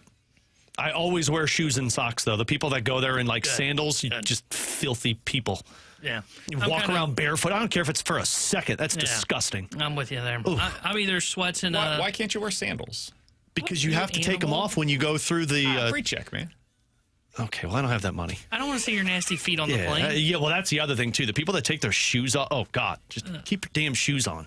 Regardless of where you're at. Airport... What if you've got a full row to yourself? Huh? Don't care. A full row to yourself? I don't care. There's other people. How often are you getting that? The only time you could take your shoes off on an airplane is if you're the only damn person on that airplane. Amen. And even then, don't do that to the flight I was gonna attendants. say. That's disgusting. Yeah, Same I'm in with movie Alex theaters. on For that. some reason, in the past, I haven't been to the movie theater in a while, but just people think they could just take their shoes off there. I mean, it's dark. I don't care if it's dark. I want to be clear. I'm playing devil's advocate here. This is not something You're that I you're do. a patoots out kind of guy, aren't you? You're the guy that tells people to take their shoes and socks off when you enter my house. Ugh. We have wood floors, man. It doesn't matter. Oh, God. Ugh. God, I hate bare T-Bone, feet. what's your go-to when you go through that? I'd say sweatpants or jeans and then like a sweatshirt. Jeans, you're depending a on the monster. weather. That's uncomfortable. Oh, no, I don't mind I wear wearing jeans. I don't mind them. That's uncomfortable. Jeans or sweatpants, I'm good. Yeah, I don't care. Now, I gotta If it's the summer, I'll wear shorts. Yeah. Whatever. Gym If it's, shorts. Otherwise, Dressing though, up to get on a plane. I basically wear a T-shirt and jeans the same way that I would to work. I feel awful for the people that are on airplanes in like a suit. Brutal. That's terrible, Especially man. 'cause it can get I hot hate in wearing there. this suit. The reason I ask is because the Tampa airport is urging flyers to please stop wearing pajamas.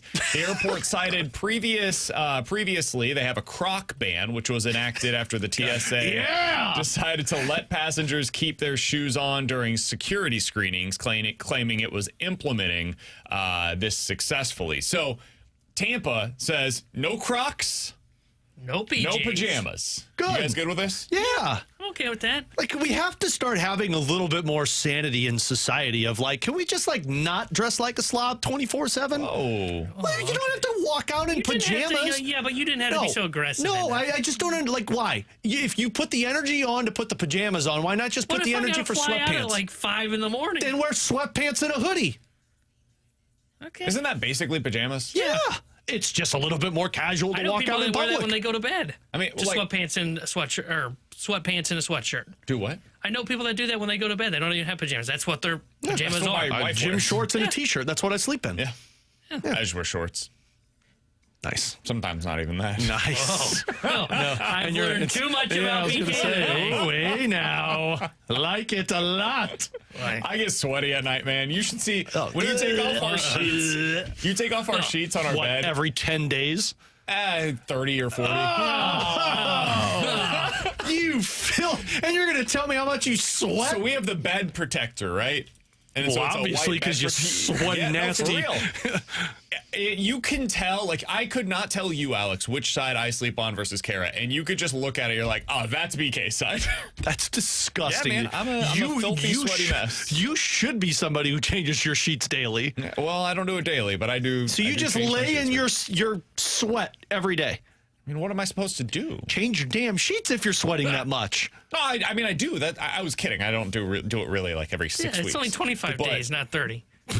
No, You don't do it every day though.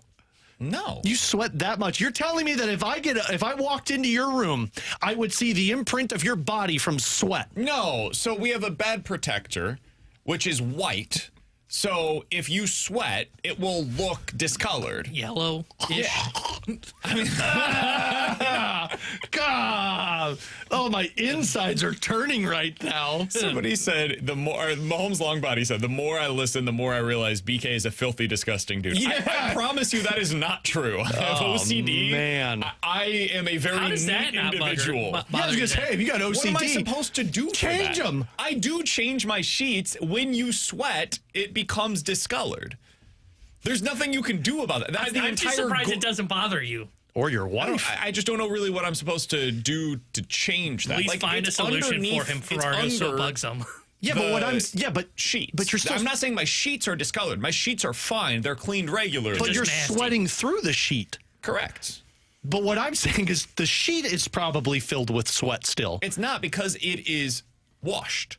The bed protector every 30 days is a different thing. Oh, the bed protector. Yeah, the bed protector. I don't wash That's all those. I'm talking about. But I'm more worried about you sleeping on the same nasty sheets every night. I mean, I typically do it like once a week.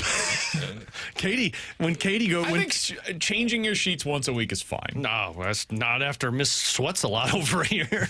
Yeah, what do you have, like, do you have, like, We have how many about pairs of sheets? We got about 5 or 6 pairs We of said take a sheets. shower Well, before make you it go to bed. I do. I sweat while I am sleeping. I don't know how many other ways I could tell you guys that. Get a damn fan or something, Yeah. man.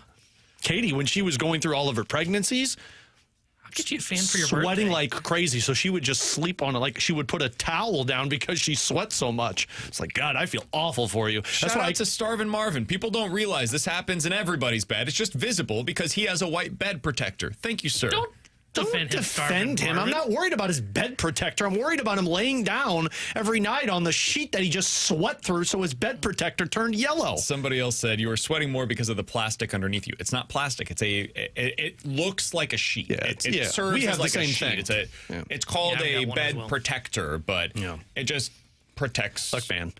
your mattress because the mattress is a hell of a lot more expensive I know, than a mine's bed not protector yellow. You could just buy yellow colored everything. You never have to worry about it. You never have to worry about it, right? Looks fine to me. I don't have to worry about Looks that fine anymore. to me. Just do what I do, man. You get yourself 5 extra pairs of sheets and then change them every day. And then Sunday is laundry day, so All right. all of the sheets get washed. Somebody fan. said maybe try turning the thermostat down. Or that. Yeah, go ahead and do that with a Yeah. wife. T-Bone, And good a luck, kid. buddy. Good luck. And a kid. Yeah. No, yeah, mine's I set wish you it- guys all the best in telling your wife, hey, I understand that you like it at 74. I like it at 68. 74. And by virtue of like us meeting in the middle, that means it's 71 and I'm sweating. Yeah. But I think it needs to be 68. Yeah, go ahead. Are you? I just do it. I just do Are it you when they go to when sleep at my night. roommates in college, I lost the battle because I was outvoted. They would turn it down to like 64 in our apartment at night. Oh, yeah, I to turn it- sleep. Oh, dude, I turn it down Rather at- sleep at 64 than 74. At bedtime. I agree on not 74 is high, but not 60. So, like when I get home tonight, everybody will be asleep. I turn my thermostat down to 69. And then I go to bed. And then when I wake up, 69 would be fine. Katie's like, 64 is just too low. oh, hotels? I agree. When I go to hotels, they go to 65. Oh, no way. I make it cold in a hotel room because you know what can't survive in cold, T-Bone? Yeah, bed bugs, Say it I with know. me. I Bed know. bugs. Mahomes long, buddy. Some of us are the men of the house. Well, not me. No, me neither. I live with 4 girls. Coming up in 15 minutes, I'm we'll the play a man game of of my house. Believe It or Not. You guys give us only a man at your scenario. house. We will tell you if we are believing it or not here on Darn right. 101 ESPN. Chad Powers on YouTube. Can we get it to the Blues roster moves? Can we stop talking about dirty sheets and talk about the roster moves? Can we stop having fun on the radio? Please. Holloway's back. Joseph's gone. Calm down. Joseph wasn't a part of the core moving forward. End of conversation. Stop having fun. You guys both had big tone there. I want know. you to know it. By the way, were we really having fun talking about his disgusting bag? I was because now I know he's just a filthy dude, and now I know. Makes you feel better? It makes people take their shoes off. He's a guy that takes his socks off on an airplane. No, I don't do that. Nasty. I don't. How often do you wash your blue jeans? Every other wear. So twice and then wash them? Yeah. That's something I don't wash every time. Yeah, every 2 wears. I'm shocked that you don't do it. I hate doing Everything laundry. else Jeans are everywhere. awful to do that. Jackets are like every few. What about hoodies? Everywhere. Oh, I do it once. I One do wear every for a other hoodie. wear for hoodies, unless it's like something I get dirty in. Because I'm talking typically like it's over this something. kind of a jacket, you would wash this after 1 wear?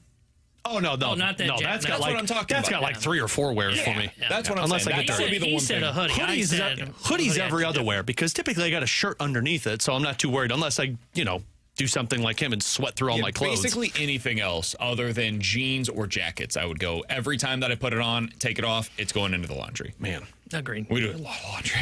I was to say your poor boxers probably just get destroyed everywhere for how much you sweat, Yeah. Probably. Anyway, I don't want to talk about his box. or you might not wear them. You never What the know. hell's coming up at 1 o'clock Luca here? wore underwear yesterday for the first time, Alex. Hey, How about that? there we We're go. very proud of the Good little for guy. him. He did a great job. I've got Did 2 pee in kids. them, but otherwise Oh, that's did a fine. great job. That's gonna happen a lot, man. In 15 minutes, believe it or not, next, we're seeing the results of NIL for the NFL draft here on 101 ESPN.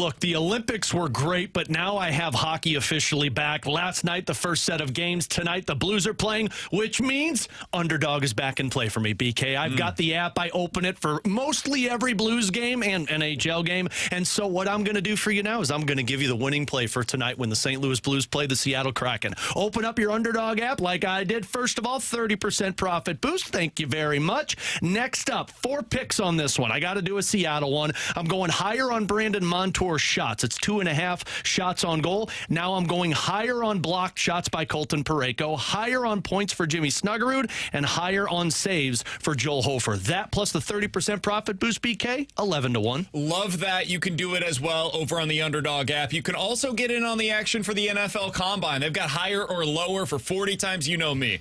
I'm going to be getting in on some of those. You can as well. Download the app today. Sign up using our promo code BKO to score $75 in bonus entries when you play your first $5. That's promo code BKO. Underdog. Make plays. Win money. Must be 18 or older. Present in Missouri. Terms to apply. See assets.underdogfantasy.com/web/play and get terms _DFS_.html for details. Concerned with your play? Call 1-800-MY-RESET or visit www.ncpgambling.org.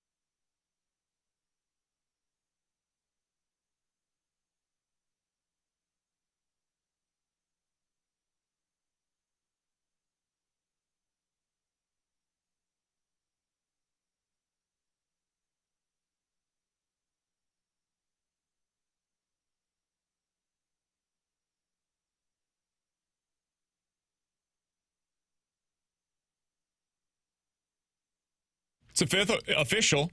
Official. Matthew Joseph is on waivers, according to Luke Korek. Yeah. I just didn't know what that non-roster designation was. I'm like, this is a weird way of framing it. Basically, he's in limbo until we get to 1 o'clock. Yeah. And then it's 1 o'clock now. He's no longer in limbo. He's on waivers. As Jimmy Buffett said, it's 1 o'clock somewhere. So that's the official update on the Blues. That's how they're going to make the roster work for tonight. I would anticipate another move of some kind prior to Saturday's game, if and when Robert Thomas is back. If Sundqvist isn't healthy, you'd probably put him on. Although I think the other roster move they could do is they would send down that Romanov. There you go. When Thomas comes back. I think they need to get a forward out of here, right? Yeah, because don't they have to? Well, they have 3 goaltenders, and so they're above the roster. He's got to go down now because Bennington's back. But they're keeping him up Bennington here. returns. Yeah, when Bennington. I don't think Bennington will be there tonight. I don't know. And for the forwards, they would need to send one forward. Yeah, because you can only 14. Yeah, you can have 14 forwards. So when Thomas returns, you'll probably see like Robbie Fabry plays through waivers. Would be my assumption. No. Yeah, that would be. Or Sonny could go on IR. Sonny goes on IR. On which one they decide to do there. Yeah, but those are the two paths of least resistance. Yeah, and then like I said, I think Stenberg just stays down in the minors because I know people are upset why he hasn't been recalled yet. I think Stenberg stays down there until post-trade deadline, and then that's where you opened up that other roster spot. He comes up, and then you're ready to go the rest of the way. All right, so Alex, in the NFL draft, it's a weird draft this year. Like, you look at the top players in the class, you look at anybody's top 10 or so, you'll see a safety, you'll see a running back, you'll see a couple of off-ball linebackers listed. That's not typical. Normally, you see a bunch of defensive ends, quarterbacks, edge rushers, wide receivers. Like that's the kind of thing. The premium positions get pushed up the board.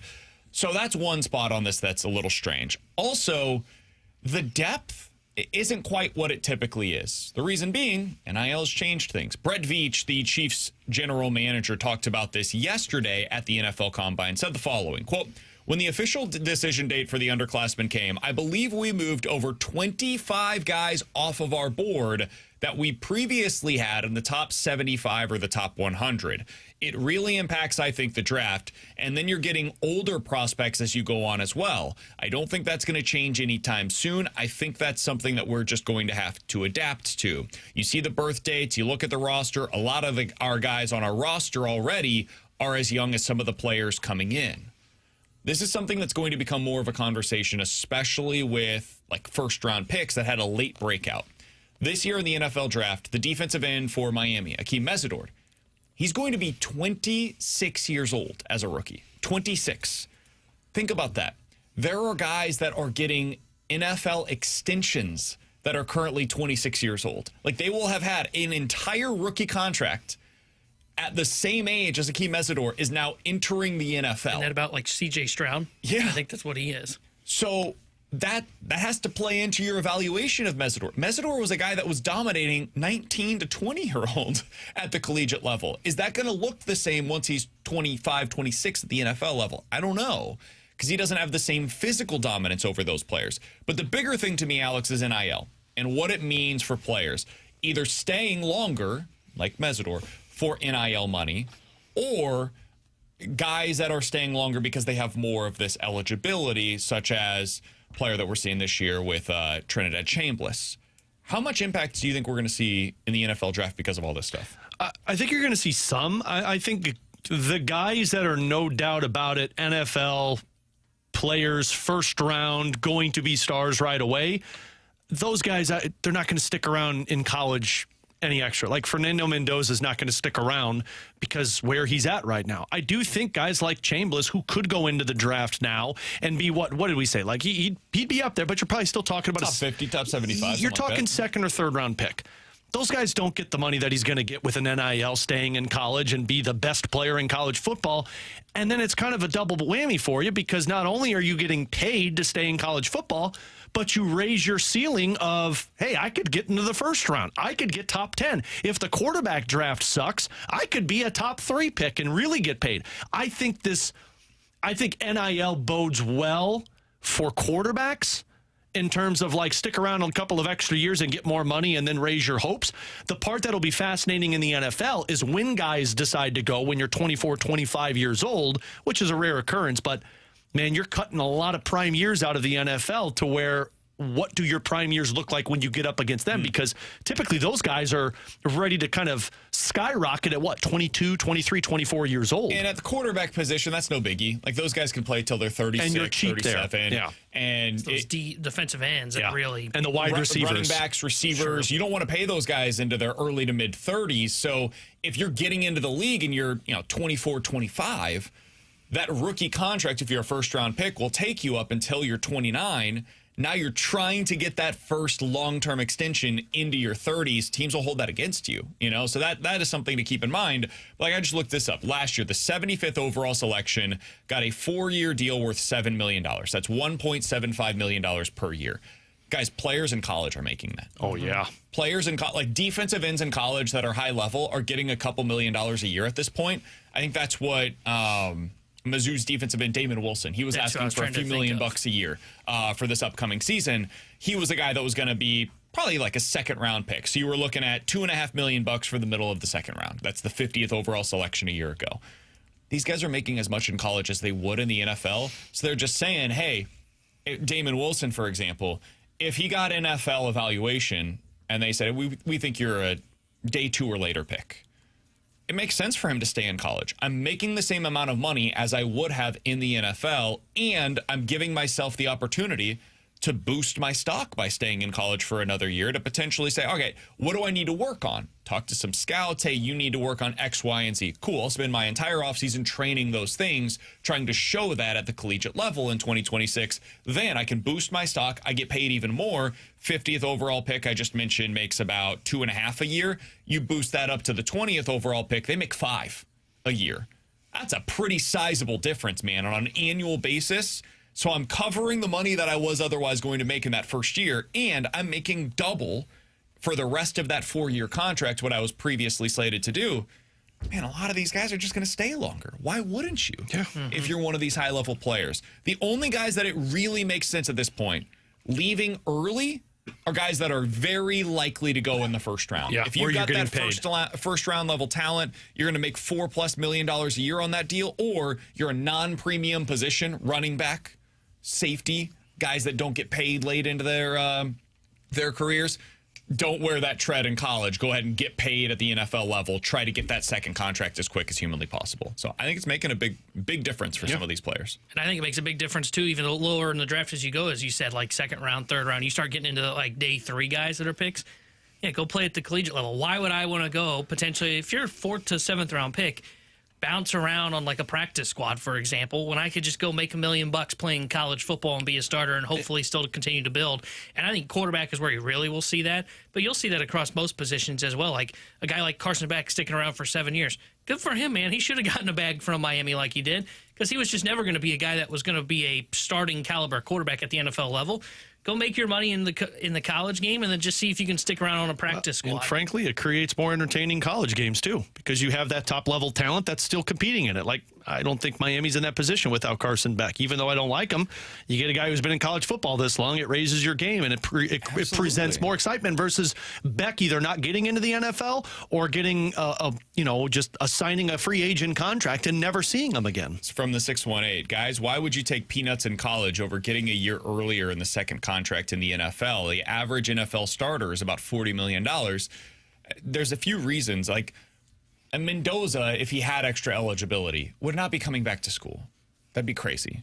He's already established himself as the number 1 overall pick in this year's class. There's no real questions about it. Like, yes, of course, he should leave, even if he did have another year of eligibility. But for some of these other guys, it's kind of twofold. One, you can make that extra money in college for another year, and you get to work on your game. I think that's something that goes overlooked a little bit. Like, some of these guys, we've seen it, man. Like, look at Anthony Richardson. It didn't work for him at the NFL level, in part because he didn't start a lot of games in college. J.J. McCarthy, I wonder if he needed just more seasoning at the collegiate level. Some of these guys haven't seen enough. Man, a big part of the position is just doing it. And I would say this is really any walk of life. Anything you do, you get better at it by doing it more often, right? Whether you believe or don't believe in that 10,000 hours rule or whatever. I think you get better at sales by making more sales calls.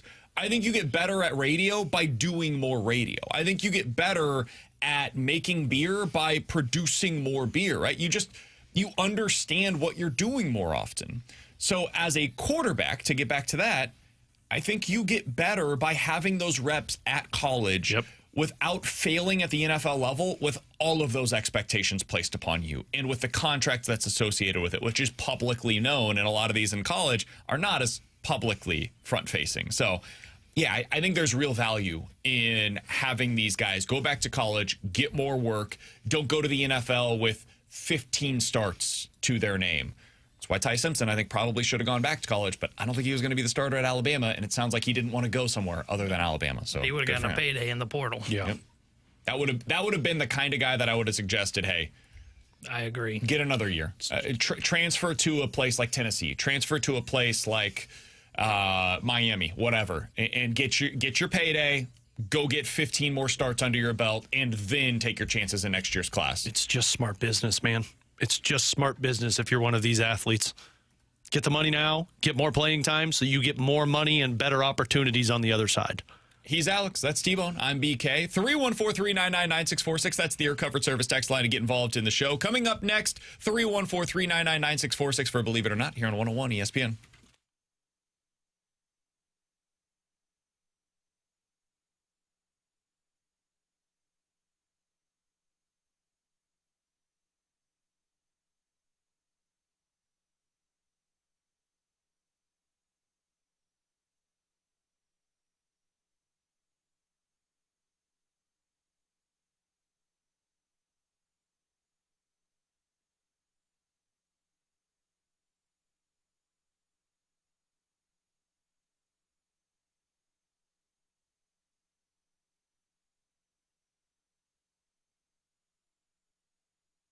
Only a couple more days in the month of February, which means you need to pounce on this now with Classic Air Care and purchasing a new HVAC system. If you've been in the market for one, if you've been kind of on the fence of, do we buy one now? Do we wait a little bit and see if we can get a couple more months out of our old unit? February is a great month to purchase an HVAC system because of the deals that come with it, typically in their off season. But in February, Classic Air Care is offering to throw in a free water heater if you purchase a new HVAC system. Plus, they got financing options that are available for you. You can look at purchasing the HVAC system online at their website at classicaircare.com, but there's more to it. It's the customer service that you get. It's the technicians who have been doing this for 30 plus years over at Classic Air Care. It's a company that I've been with since 2016. I trust with my HVAC system to come into my home and handle it, and it's a company that my dad has been using for the last 30 years. So you can call them today. You can schedule online. They've got 100 orange vans with the penguins on the side out on the road, so they're going to get back to you within 24 hours. They got 7 days a week, 24 hours, after-hour techs that are on call. 5-star service over at Classic Air Care. Schedule online. Do me a favor and tell them Alex Ferrario sent you. It's Classic Air Care and classicaircare.com.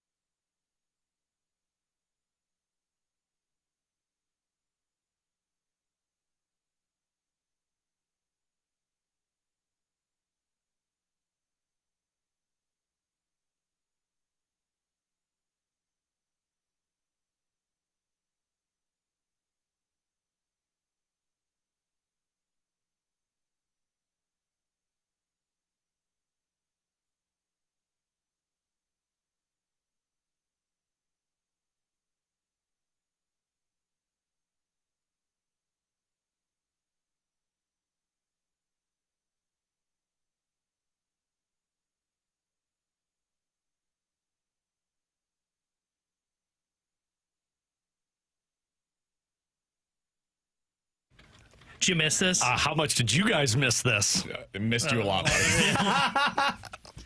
Believe it or not, I'm walking on air. I never thought I could feel so free. We're flying away on a wing and a prayer. Who could it be? Believe it or not, it's just me. Just feels better. 314-399-9646. That's the Air Comfort Service text line for Believe It or Not. Bradford ruined it when you weren't here. Yeah, let's be real here. Did Bradford have the ruined it? Bradford, I music laughed because Bradford he was didn't ridiculous. really know what was going on, and then he just laughs and totally misses his part. God, the fans, the listeners want our best, I know. and we didn't provide it. I thought we did today. Oh, today we did. It's Today just the was last good. 2 weeks we didn't. That's correct. Yeah. And that's why we all three need to be in this studio together as often I as don't get possible. vacation again until like July, so Fantastic. By the way, you want an update? I sent out a poll on Twitter. which isn't an accurate poll of what we were talking about, but sure. At BK Sports Talk. We didn't even discuss what your poll yesterday was. First part of was the this poll poll. yesterday? Do you like pears? Yeah, because you're a Oh, psychopath. what was the answer? No. Everyone likes pears. They should. Except us. They're good. They're disgusting. They are disgusting. First part of the question. Do you sweat at night? 57% of the responses say yes. I'm So surprised not it's only alone on that. 57%. Yeah, I think 43% of you are liars. Or at least you change your sheets. How often do you change your sheets? 1% of you are like the psychopathic serial Ferrario, killer thank you. named Alex Ferrario every Thank you. day. Or you like to sleep in your own disgusting. Only 2% of you do it every few days. 53% say once a week, and 43% say roughly once a month. That's disgusting. Oh, God.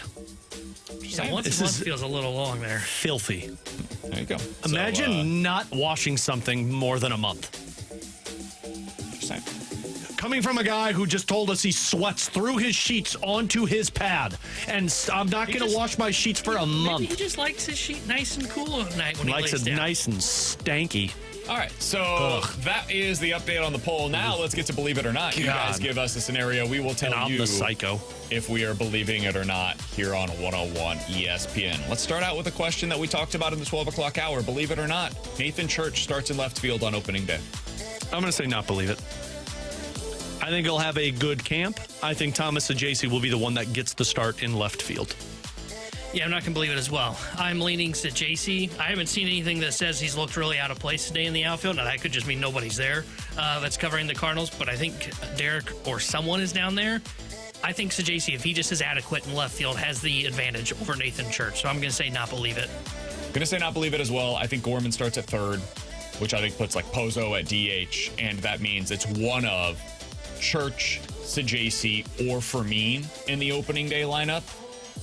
I'll go ahead and side with one of the other two, Fermin or Saggese. I don't know who between the two, but I'll say it's not Nathan Church. Alex? Guys, believe it or not, the Blues don't win more than 10 games for the rest of the season. So they go 10-25 or 10 and 15 10 or worse. 25. There's only 35 or 25 games left, man. I'll say, yeah, fewer than 10 wins the rest of the way. They actually, I forget who had it, but I saw a difficulty. Won 20 of the first 57. So yeah, I'm going to go go out on a limb and say 10 out of 25. Somebody had May the have Blues. you in their top four by the time we get to the week away. I forget who posted it, but somebody had the Blues as like the 20th hardest schedule, which would be like the 12th easiest schedule the rest of the way. You can go off of opponent ease in terms of who they're playing. Dude, they play every other day, and a majority of their games are on the road. So I'm believing this. I don't think they win more than 10. Next line. I like to let my sheets build up a little seasoning, kind of like a fine cast iron skillet. BK likes to grow his mushrooms in his sheets so then he can use them while he's cooking. Go ahead, people. I'm sorry. That's disgusting. Oh, God, I know. First off, I believe in this one that the Blues are not going to win 10 games or not. Guys, believe it or not, we will see someone not named Lars Nootbaar have the most starts in left field this season. I'm going to say not believe that. If he's healthy, he's going to be out there every single day, just like Jordan Walker. I think so, too. I agree with Alex. I'll say not. I think you could end up where he doesn't start the majority of the games overall. Like, I think maybe he has fewer than 82 starts or whatever this season, but I don't know that anybody else is going to have more than him. So I'll say not. I lean not, but I think it's going to be close. And the reason I think it's going to be close is if Saggese, let's just say he is the opening day left fielder, starting left fielder, plays well for the however long it is, we'll say 3 weeks that Nootbaar needs before he's ready to come back. Nootbaar comes back, Saggese kind of fills in for him on the days that he's not out there in the outfield, and then Nootbaar plays well, gets dealt at the deadline. That's another 2 months that gets added to potentially the resume for Saggese, to where I could see where the game started end up being close, but right now I would say not believe it because there's so many different options that they can play in left field not named Nootbaar. All right, 314-399-9646. That's the Air Comfort Service text line for Believe It or Not. Guys, believe it or not, the Cardinals will have a player who finishes in the top 5 in all of baseball in stolen bases this year.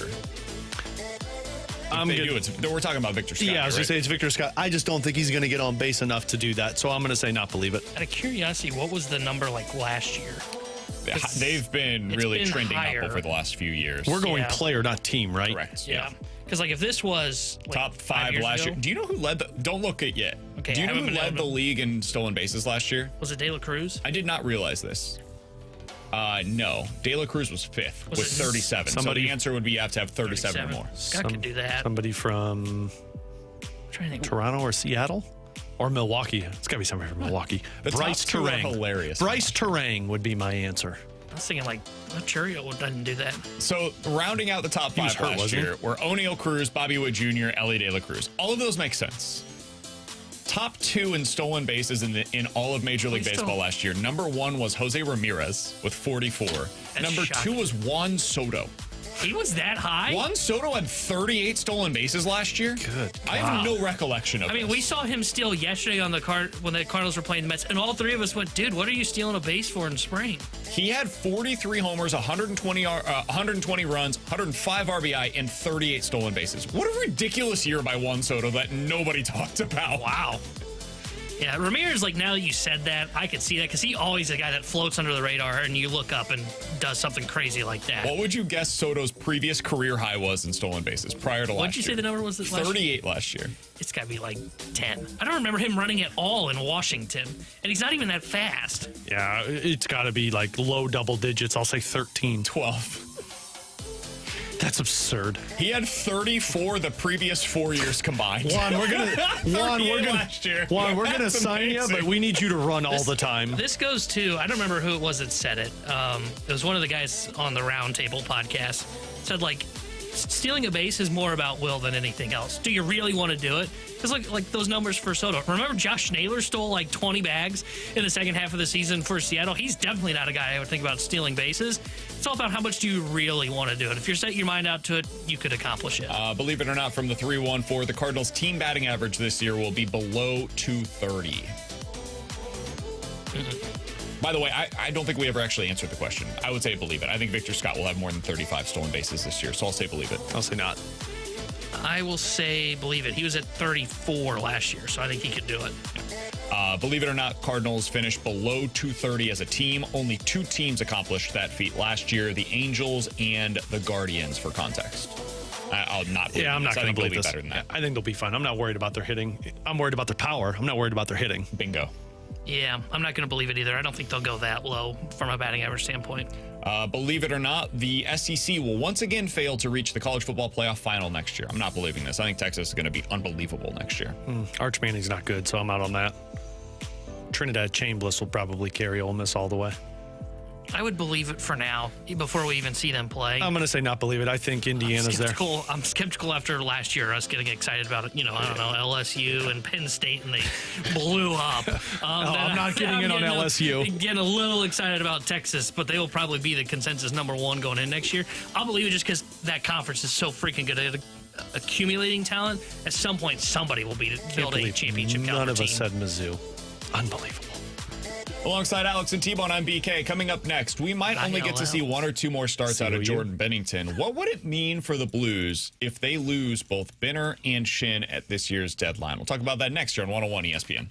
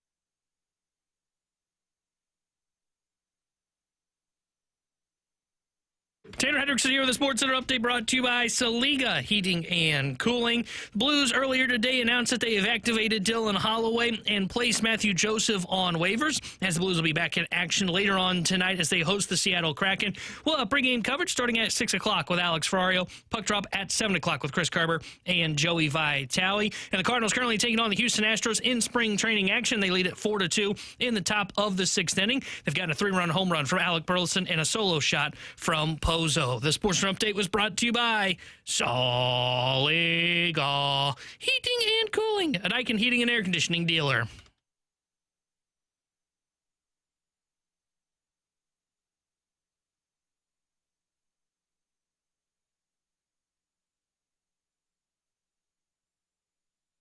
With Alex and T-Bone, I'm BK. So I asked you this before the show today, Alex, because we might be watching the last few games that we see of Jordan Binnington and Binner Schenn in a Blues uniform.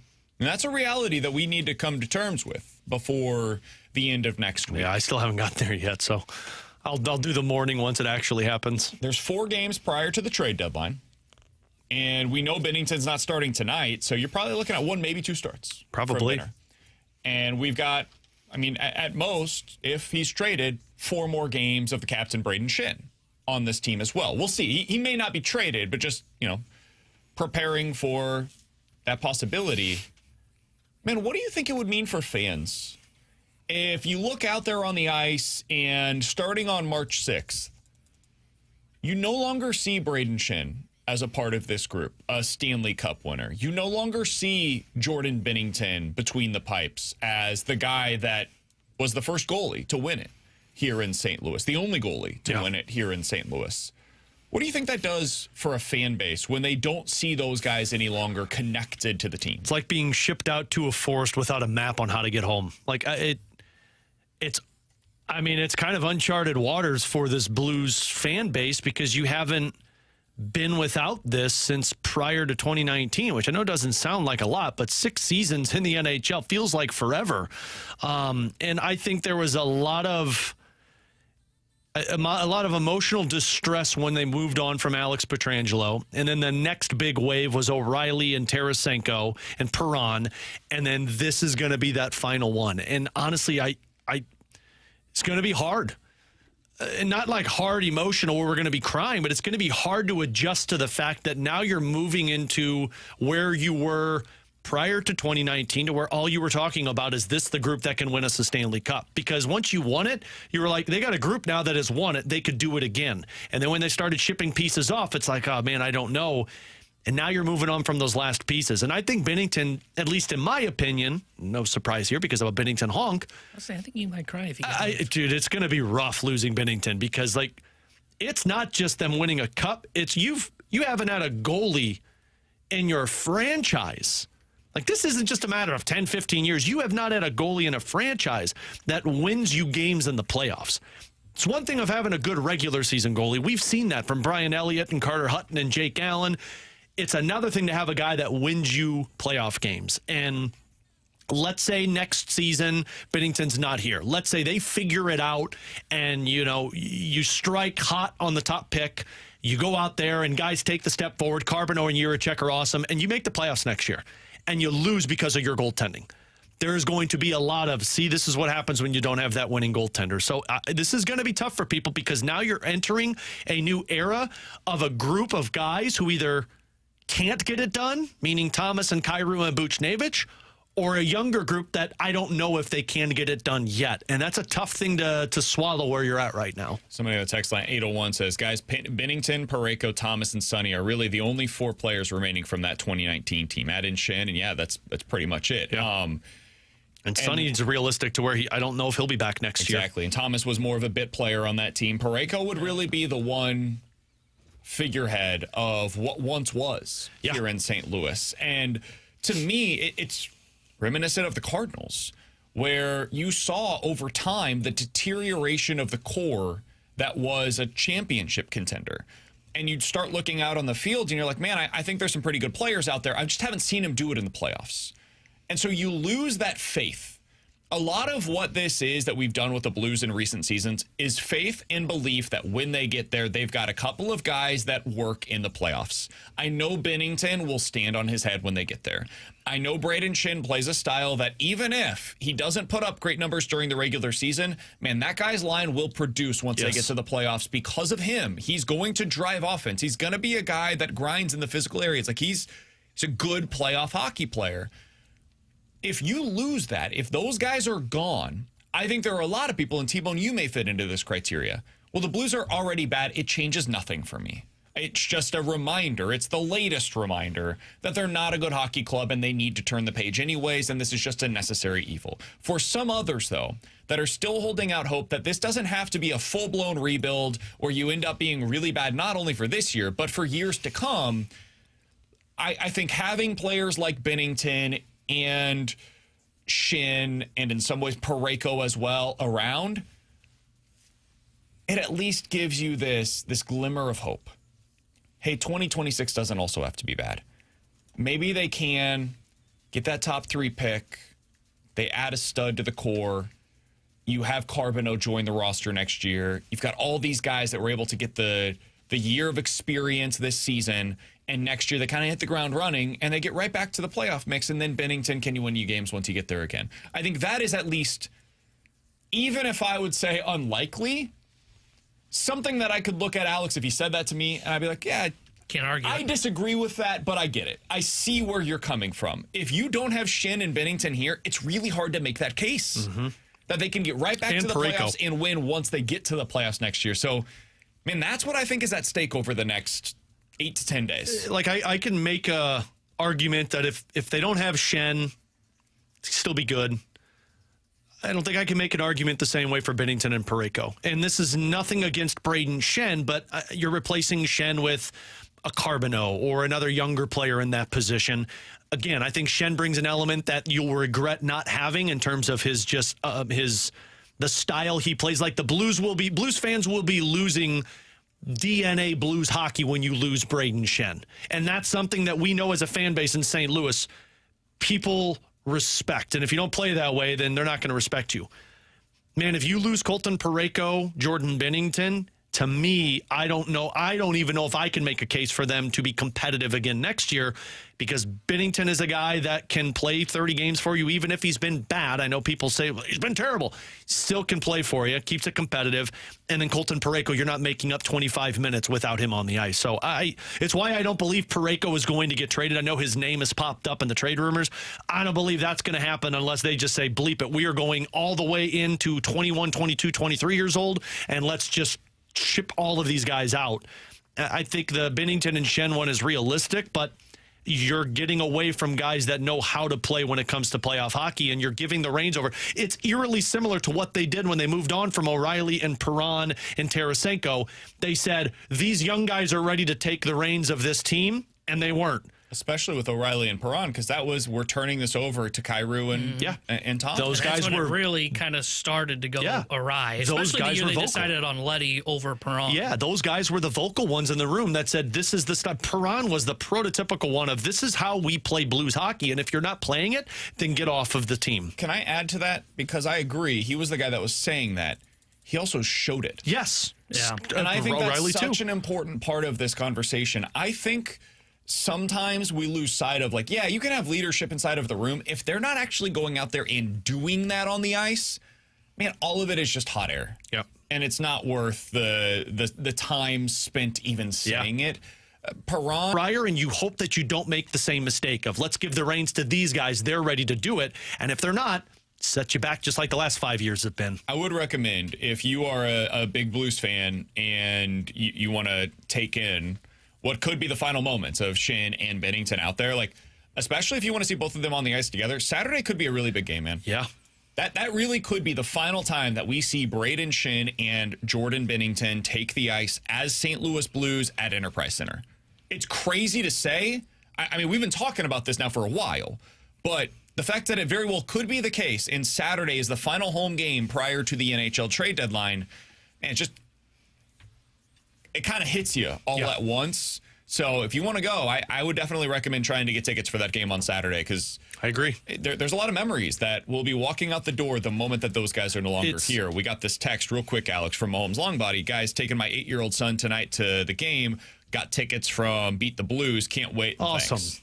It's the best. That's great. I'm so glad you need to do that. I mean, look, it's weird to say, but I mean, it's a benchmark in history for Blues fans of getting to witness that, and the fact that Mahomes Longbody's able to bring his 8-year-old with him.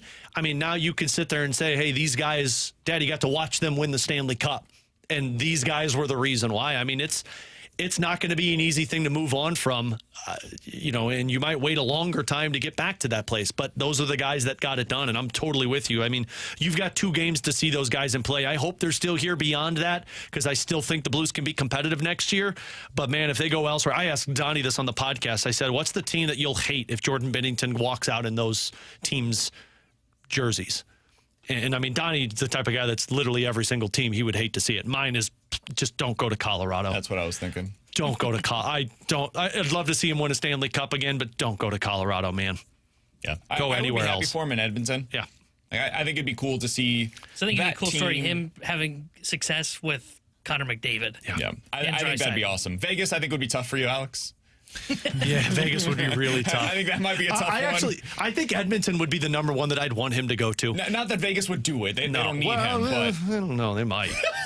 Might need him. Yeah, I was going to say, hold on. Aiden Hill's not going to get it done for you. But, like, Edmonton is the one that I actually would root for because how much would it stick in Canadians fans' craw that you've got to root for Jordan Binnington, who you just completely dismantled over the last few years of him being the goalie for 4 nations in the Olympics, and then he's the guy that gets you a Stanley Cup. I don't know. I think they'd be fine.